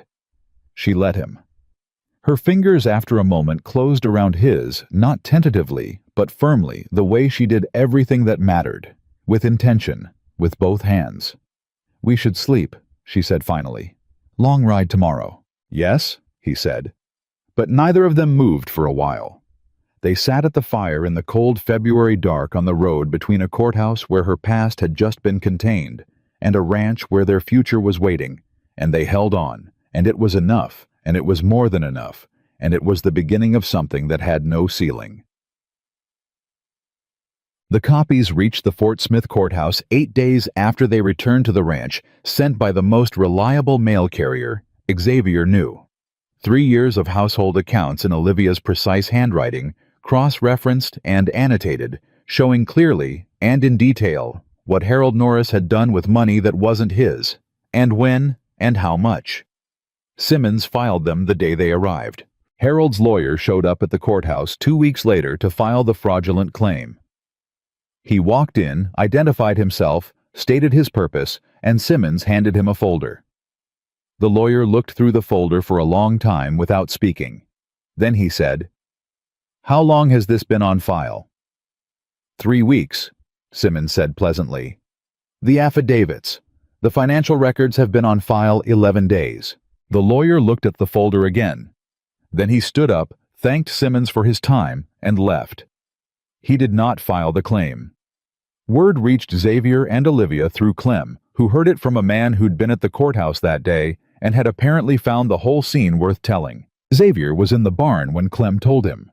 He stood there for a moment with his hand on Drum's neck and thought about a man with a rented horse and a prepared story riding west through the Arkansas frontier, certain that the woman he'd spent 8 years managing would have nowhere to go and no one to stand behind her. He thought about what it cost to be wrong about that. "Is it over?" Clem said. "The legal part," Xavier said. "Harold is still Harold. He doesn't change." "No," Clem agreed. "But a man with a problem of his own has less time for other people's problems." He said it simply and without drama, the way true things often come out, and Xavier nodded and they went back to work. That evening he told Olivia. She was at the kitchen table. She listened without moving. When he finished, she was quiet for a moment. Then she said, "He's not going to come back." "No," Xavier said. "He's not." She looked at her hands on the table. Something moved across her face, not relief exactly, though relief was part of it. It was more like the feeling of a door closing that had been standing open for a long time, letting the cold in, and finally the latch catching. "Then it's done," she said. "It's done," he said. She looked up at him. Her eyes were bright in the lamplight, not with tears, or not only with tears, but with the kind of brightness that comes when something long held is released, and the energy of holding it suddenly has nowhere to go but out. 8 years, she said. "And now it's done," he said again, because some things need to be said more than once before they become real. She pressed her lips together, nodded once. Then she stood up, walked around the table, and did something she had never done before. She put her arms around him briefly and completely and held on for exactly 3 seconds, and then stepped back and looked at him with the expression of a woman who has just decided that some things are worth the risk. "Supper," she said, and her voice was not entirely steady. "Supper." He agreed, and his wasn't either. And they made supper together in the warm kitchen, and outside, the February cold was already beginning to loosen at the edges, and somewhere under the frost, the ground was getting ready for spring. And in a ranch house on 160 acres of Arkansas frontier, two people who had found each other on the far side of hard things moved around each other with the easy familiarity of people who have learned the grammar of each other's company and found that they like the language. Spring came the way it always comes after a hard winter. Not gently, not with announcement, but suddenly and with force, as if the land had been holding its breath for months and finally let go all at once. The first morning, Xavier walked out to find the ground soft under his boots. Instead of frozen, he stood in the yard for a full minute, just feeling it. The give of the earth. The particular smell of thaw. The way the air had changed quality overnight, from something that cut to something that simply moved. Olivia came out behind him with 2 cups of coffee and stood beside him and felt it too. "Spring," she said. "Spring," he confirmed. She handed him his cup. They stood there together in the early light, not saying anything else because nothing else needed saying. The land was waking up, and so were they, and both of them knew that what came next was going to be the real work, not the survival work of winter, not the defensive work of dealing with Harold, but the building work.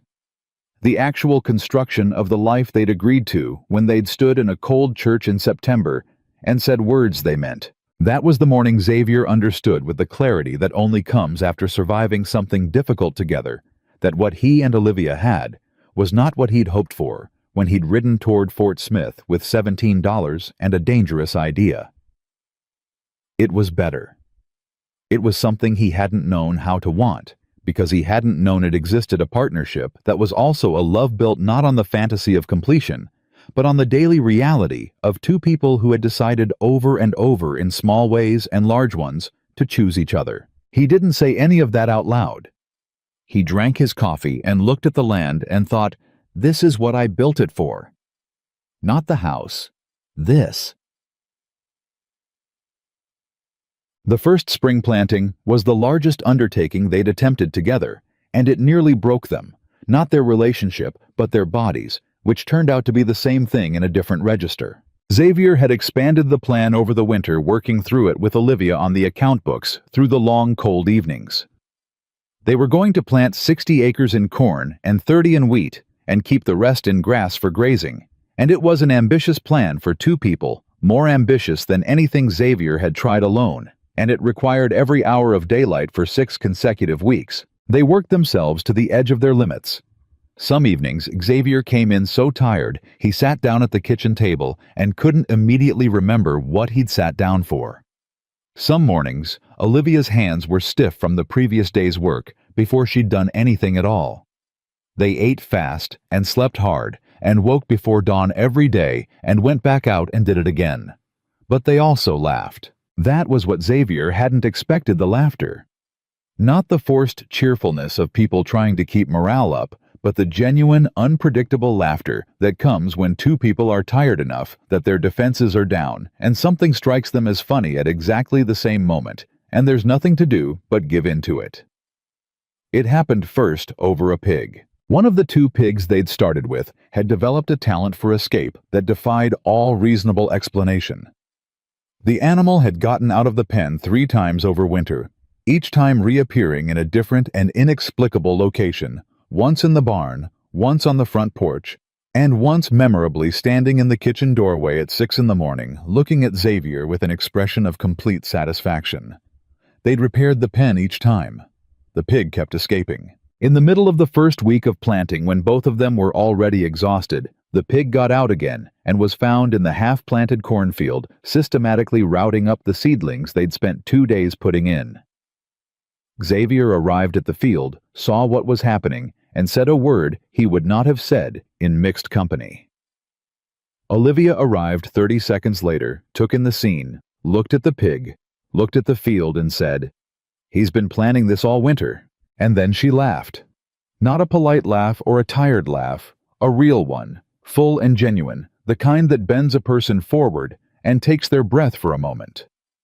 Xavier looked at her, laughing, and felt something in his chest shift so completely and permanently that he knew in the clear, simple way of things that are just true, that he was going to be looking at this woman laughing for the rest of his life, and he was never going to get tired of it. Then he started laughing too, and they caught the pig together and replanted the seedlings together, and it cost them half a day, and neither of them mentioned the cost.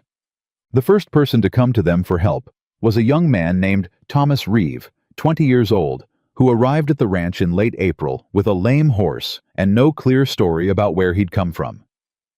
Xavier's instinct when the boy rode up was caution strangers on a frontier ranch could be anything. But Olivia looked at Thomas Reeve for about 10 seconds and said quietly to Xavier, "He's not trouble, he's lost." She was right. Thomas had left his family's failed farm in Missouri 3 months earlier with a plan that hadn't survived contact with reality. He was broke, inexperienced, and genuinely uncertain what to do next, and he'd followed a road until it brought him to the Zimmerman property, which was the first place he'd seen in 2 days, with smoke coming from the chimney. Xavier gave him supper and a place to sleep in the barn, and a day's work the next morning to see what he was made of. He was made of willingness. He didn't know much, but he showed up exactly on time and paid attention, and didn't pretend to understand things. He didn't understand, which were 3 qualities that Xavier valued more than experience, because experience could be taught, and those qualities couldn't. "He can stay," Xavier told Olivia that evening. She looked up from the account book. "I thought so too," she said. "We need another pair of hands for the summer anyway." Thomas stayed. He learned fast, worked hard, and within a month had become not quite family, but something adjacent to it, a presence in the house and on the land that was welcome and functional, and occasionally, like the pig, inadvertently funny. His arrival turned out to be the first stone in a small avalanche. 2 weeks after Thomas, a family named Whitmore arrived, husband, wife, 3 children looking for land nearby. They'd heard about the Arkansas frontier from a man in Fort Smith who'd told them the Zimmerman place was an example of what could be built out here. They ended up on 40 acres a mile and a half east, and within a month they were borrowing tools and returning them, and sharing labor on the hard jobs, and coming over for Sunday dinners, and the ranch, which had been an isolated outpost, began to become something else. The center of something. A node in a network that was slowly, almost without anyone deciding it, becoming a community. Olivia was the one who understood what was happening before Xavier did. "We're becoming a landmark," she said one evening after the Whitmores had gone home, and Thomas had turned in, and they were alone at the kitchen table in their usual positions. Xavier looked at her. "How do you mean? People come here," she said. "Thomas came because there was smoke in the chimney. The Whitmores came because someone in Fort Smith mentioned this place. Every time someone passes through and we help them, feed them, give them water, tell them what we know about the land, they carry that forward." She paused. "We're not just building a ranch, we're building something people navigate by." He thought about that. "Is that a problem?" "No," she said. "I think it's exactly right." She looked at the lamp. "I think it's what this place was always going to be if we built it well enough." He thought about the house, the 2 rocking chairs, the window over the basin, the second bedroom he'd built for a woman he hadn't met yet. He thought about the intention that had been in the building of it, the way a structure carries inside itself the values of the person who built it. "I built it thinking about what a home needed," he said. "You built it thinking about other people," she said. "That's what it shows." She said it simply, without flattery, the way she said everything important, just the assessment, the plain truth as she saw it. And he received it the way he received all her plain truths, as the most valuable thing she gave him. The twist that summer came not from Harold, who had gone quiet and stayed quiet. The filed accounts had seen to that, but from Ruth Calloway, the distant cousin who had written the warning letter in February. Ruth arrived in June. Not a letter this time. Ruth herself in a wagon with 2 trunks and a manner that was simultaneously apologetic and determined. Xavier saw the wagon coming up the road and went to meet it, and when the woman on the bench introduced herself, he said, "Come inside," before she'd finished the sentence. Ruth Calloway was 50, a widow with strong hands and honest eyes, and the specific guilt of a person who has known something was wrong for a long time and has finally decided that knowing without acting is no longer something they can live with. She sat at the kitchen table and looked at Olivia and said, "I should have spoken 8 years ago. I knew what Harold was doing. I told myself it wasn't my business. I told myself it wasn't my place." Her voice was steady, but her eyes were not. "I'm not going to tell you that's acceptable. It isn't." Olivia looked at her for a long moment. Xavier watched his wife's face, the complex internal weather of it, the movement of things behind her expression. "Why now?" Olivia said. Not with coldness, with genuine question. "Because the account records you filed ended Harold," Ruth said. "He's under investigation now. The county in our town has opened a case. He has too many other problems to cause you any more." She paused. "And because I needed you to know that someone who could have helped you saw what was happening, so that if there's ever any doubt in your mind about whether you were right, whether your memory of it was accurate, there's someone who can tell you yes. You were right. All of it. Everything you remembered." The silence in the kitchen was the kind that has weight. Olivia's hands were on the table flat, and Xavier watched them press down the grounding gesture and then slowly release. And then she said something that surprised him. "Thank you for coming." Ruth blinked. "You're not—" "I'm not angry at you," Olivia said. She said it carefully, working it out as she spoke. "I was for a long time. Not at you specifically. You weren't the only one who said nothing, but at everyone who could see it and chose not to see it." She paused. "I'm not anymore. I don't have room for it. I have other things to put in that space now." Ruth looked at her. Really looked the way you look at someone when you're taking in not just what they said, but who they are. "You're all right," she said. It wasn't a question. It was something more like wonder. "I'm all right," Olivia said. And then for the first time in a long time she smiled, not the small careful precursor of a smile she'd shown Xavier on the bench in Fort Smith, but a real one, full and unguarded. "I'm considerably better than all right." Ruth stayed 3 days. She was useful, skilled with a kitchen and with livestock and with the kind of practical problem-solving that frontier life demanded. And by the end of the 3rd day, Xavier had offered her the quarter section east of the creek if she wanted to start something of her own. And Ruth had looked at the land, and at Olivia, and at the community that was quietly forming around the Zimmerman ranch, and said yes, it was the right decision. Xavier knew it immediately, with the same instinct that had told him to build 2 rocking chairs and a window over the basin, the instinct that recognized when something fit the shape of what was being built. The pregnancy Olivia told him about in August was the largest thing that had ever been handed to Xavier Zimmerman in his life, and he received it the way he received everything that mattered, in complete silence for a moment while he found his footing.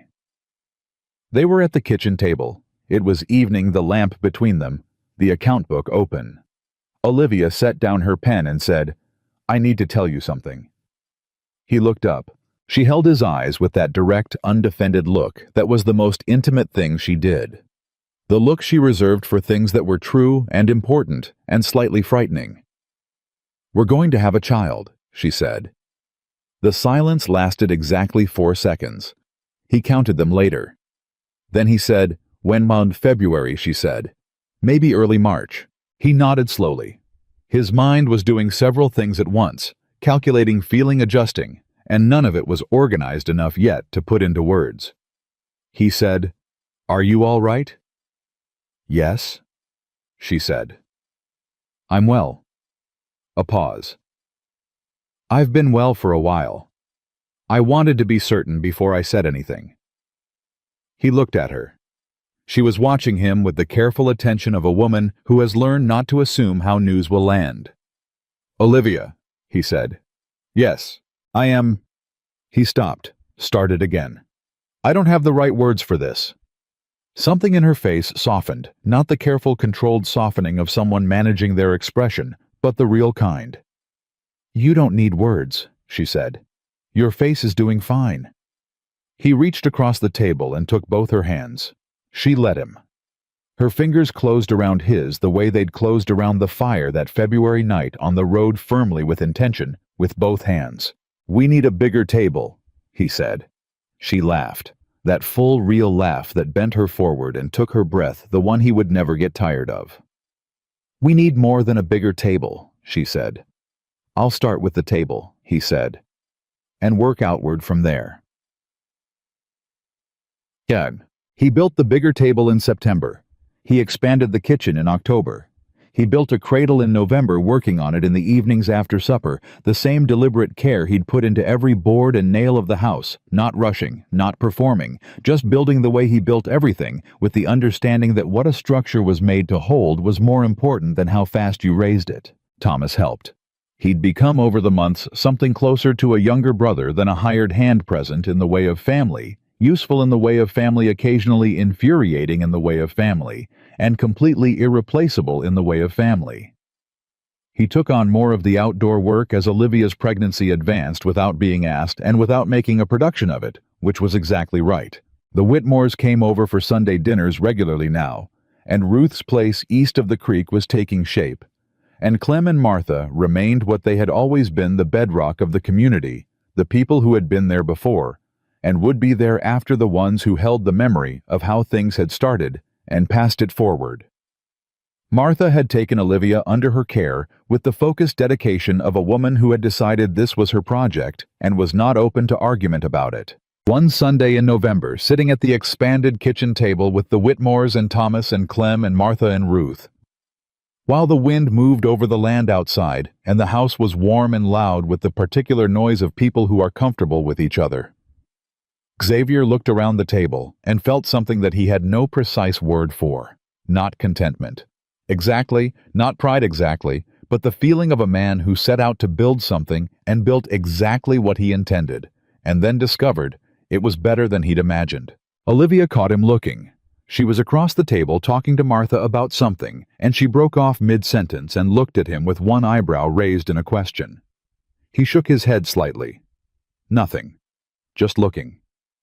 She held his eyes for a moment, and whatever she saw there seemed to satisfy the question, because she nodded once, the same single nod she'd given him on the church steps in September when she'd accepted this life, and turned back to Martha. He picked up his coffee and listened to the table, and thought, this is what the house was waiting for.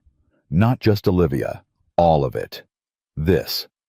And the baby came on a Thursday in late February, exactly 5 months after Harold's lawyer had walked out of the Fort Smith courthouse and the threat that had followed them from the beginning finally closed. Martha was there, Ruth was there, Xavier was there, which was not standard for the time or the place. But Olivia had said the week before, "You built this house. You should be here when it becomes what it was always supposed to be."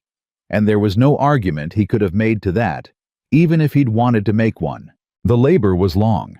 15 hours, which was not unusual, and was not easy, and Xavier spent most of it in the kitchen, close enough to be useful, and far enough not to be in the way, learning what it felt like to be afraid of something he could not fix or build or negotiate. The helplessness of it was unlike anything he'd faced on the frontier, and he faced it the only way he knew how, by staying by, being present, by not going anywhere. At 4 a.m, Martha came to the kitchen doorway and said, "A girl, both of them well." Xavier put his coffee cup down and stood up and said nothing for a long moment. "Go in," Martha said, not unkindly. "She's asking for you." He went in. Olivia was exhausted in a way that went beyond ordinary tiredness, hollowed out and luminous. At the same time, the way people look after they've done something that required everything they had. She was holding the baby with the careful, total attention she brought to everything important. When Xavier came in, she looked up. "Come here," she said. He came. He sat on the edge of the bed and looked at the small, fierce face of his daughter and felt something move through him that had no relationship to any feeling he'd had before. Not better or worse than other feelings, but larger, a different category of experience entirely.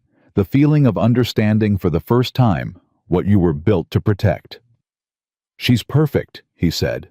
"She's loud," Olivia said. "She's been loud since the moment she arrived."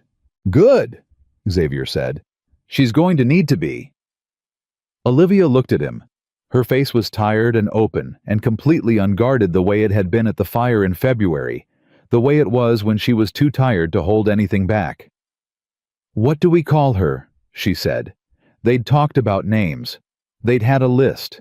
In the moment, looking at the child, Xavier found that only one name felt right, and he said it, Clara. Olivia was quiet for a moment. Then, "Clara was the first woman in Fort Smith who said no." "I know," he said. "She was honest about what she needed. I respected that." He looked at his daughter. "I want this one to always be honest about what she needs, and for that to be respected." Olivia looked at him with the bright, full eyes that meant something was moving in her that she was not going to apologize for. "Clara," she said. She said it to the baby, not to Xavier, testing it, handing it to the child. The baby, in response, opened her eyes for the first time and stared at her mother with the unfocused, absolute attention of the newborn, and Olivia said, "All right, Clara." Xavier put his arm around his wife, and she leaned into him, and outside the late February dark was beginning to thin at the edges toward dawn, and in the barn, drums shifted, and the chickens stirred, and the land that had been frozen all winter was somewhere beneath the surface, already deciding to wake up. The years that followed were not easy. They were not supposed to be. The ranch grew not quickly, not without setbacks, but steadily with the particular growth of things built on honest foundations. They added acres as they could afford them. They raised livestock, expanded the crops, built a second barn when the first one couldn't hold what they'd produced. Thomas Reeve married a woman named Ellen in the spring of Clara's second year and built his own place a quarter-mile north, and the Zimmerman Ranch gained a neighbor who was also something closer than a neighbor. Ruth Calloway's place east of the creek became a going concern. She had a garden that the whole community raided when things were short, and a stubbornness about lending that meant anything you borrowed from Ruth came back in better condition than it left. She became over the years the person the community sent for when something needed thinking through clearly, which was a reputation she'd earned and accepted with the same practical manner she brought to everything. Clara grew up loud and certain and fearless in the way of children who have never been made to feel that taking up space is an imposition. She learned to ride before she was 4, kept accounts before she was 8, and by the time she was 10 she was telling Xavier where he was making mistakes in the field rotation, with a directness that was so precisely her mother's that he had to look away sometimes to keep from laughing. The second child, a boy they named James. After no one, and for no particular reason except that the name fit him, arrived 2 years after Clara and was everything Clara. Was not quiet, watchful, careful with his father's instinct for the land and his mother's habit of seeing what others missed. Where Clara announced, James observed. They fought constantly and were inseparable, which Xavier understood as the highest form of sibling relationship.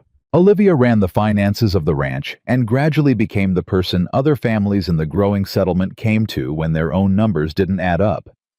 Not because she advertised the ability she never did, but because word traveled the way it always traveled in a frontier community. And the word about Olivia Zimmerman was that she was the most honest person with a ledger that anyone had ever encountered, and that she would tell you the truth about your situation, even when the truth was uncomfortable, and that her advice had never been wrong. Harold Norris, by the account that reached them through Ruth, was convicted of embezzlement in the spring of 1880, and sentenced to 2 years. Ruth delivered this information to Olivia over coffee one morning with the careful neutrality of someone presenting a fact of uncertain emotional weight. Olivia was quiet for a moment. Then she said, "I hope when he comes out he makes something better of himself." She said it without irony, without satisfaction, with the plain sincerity of a woman who has moved so far past something that she can wish the person who did it well without it costing her anything. Ruth looked at her for a long moment. "You mean that?" she said. "I mean that," Olivia confirmed. "I don't need him to suffer. I needed him to stop. He stopped." She picked up her coffee. "That's enough." Ruth considered this for a long time. Then she said, "I think you might be the most genuinely good person I've ever met." Olivia looked mildly surprised, the way she always looked when complimented, as if the idea of herself as an object of admiration was still slightly foreign. "I'm practical," she said. "Practical and genuinely good are not mutually exclusive," Ruth said. Olivia smiled, the full one, the real one. "No," she said. "I suppose they're not." It was a Sunday in October of 1883, 5 years after Xavier had ridden toward Fort Smith with $17, and a dangerous idea that the thing happened which made him understand finally and completely what he'd actually built. He was on the front porch in one of the 2 rocking chairs. Clara was inside doing something loud that involved a disagreement with James. Olivia was in the other chair, the account book in her lap, her pen moving with the quick precision it always had. The afternoon was warm for October, the air carrying the particular quality of late autumn, that is like no other season, clear and still, and smelling faintly of dried grass and distance. The land stretched out in front of them changed now from what it had been in 1878. The fields in their winter fallow, the second barn visible past the first, the smoke from Thomas's place a mile north, rising straight in the still air, the glint of Ruth's roof east of the creek. A wagon appeared on the road. Xavier watched it come without moving. Strangers appeared more regularly now. The frontier was less frontier than it had been 5 years ago, the roads more traveled, the distances less absolute. The wagon pulled up at the yard gate and a man and a woman climbed down, the man maybe 25. The woman younger, both of them with the particular look he had learned to recognize immediately, the look of people who had been traveling for a long time towards something they weren't sure they'd find. He got up from his chair and walked to the gate. "We're looking for the Zimmerman place," the man said. Someone in the last settlement said, "You found it," Xavier said. He opened the gate. "Come in." He brought them to the porch. Olivia had already set down the account book.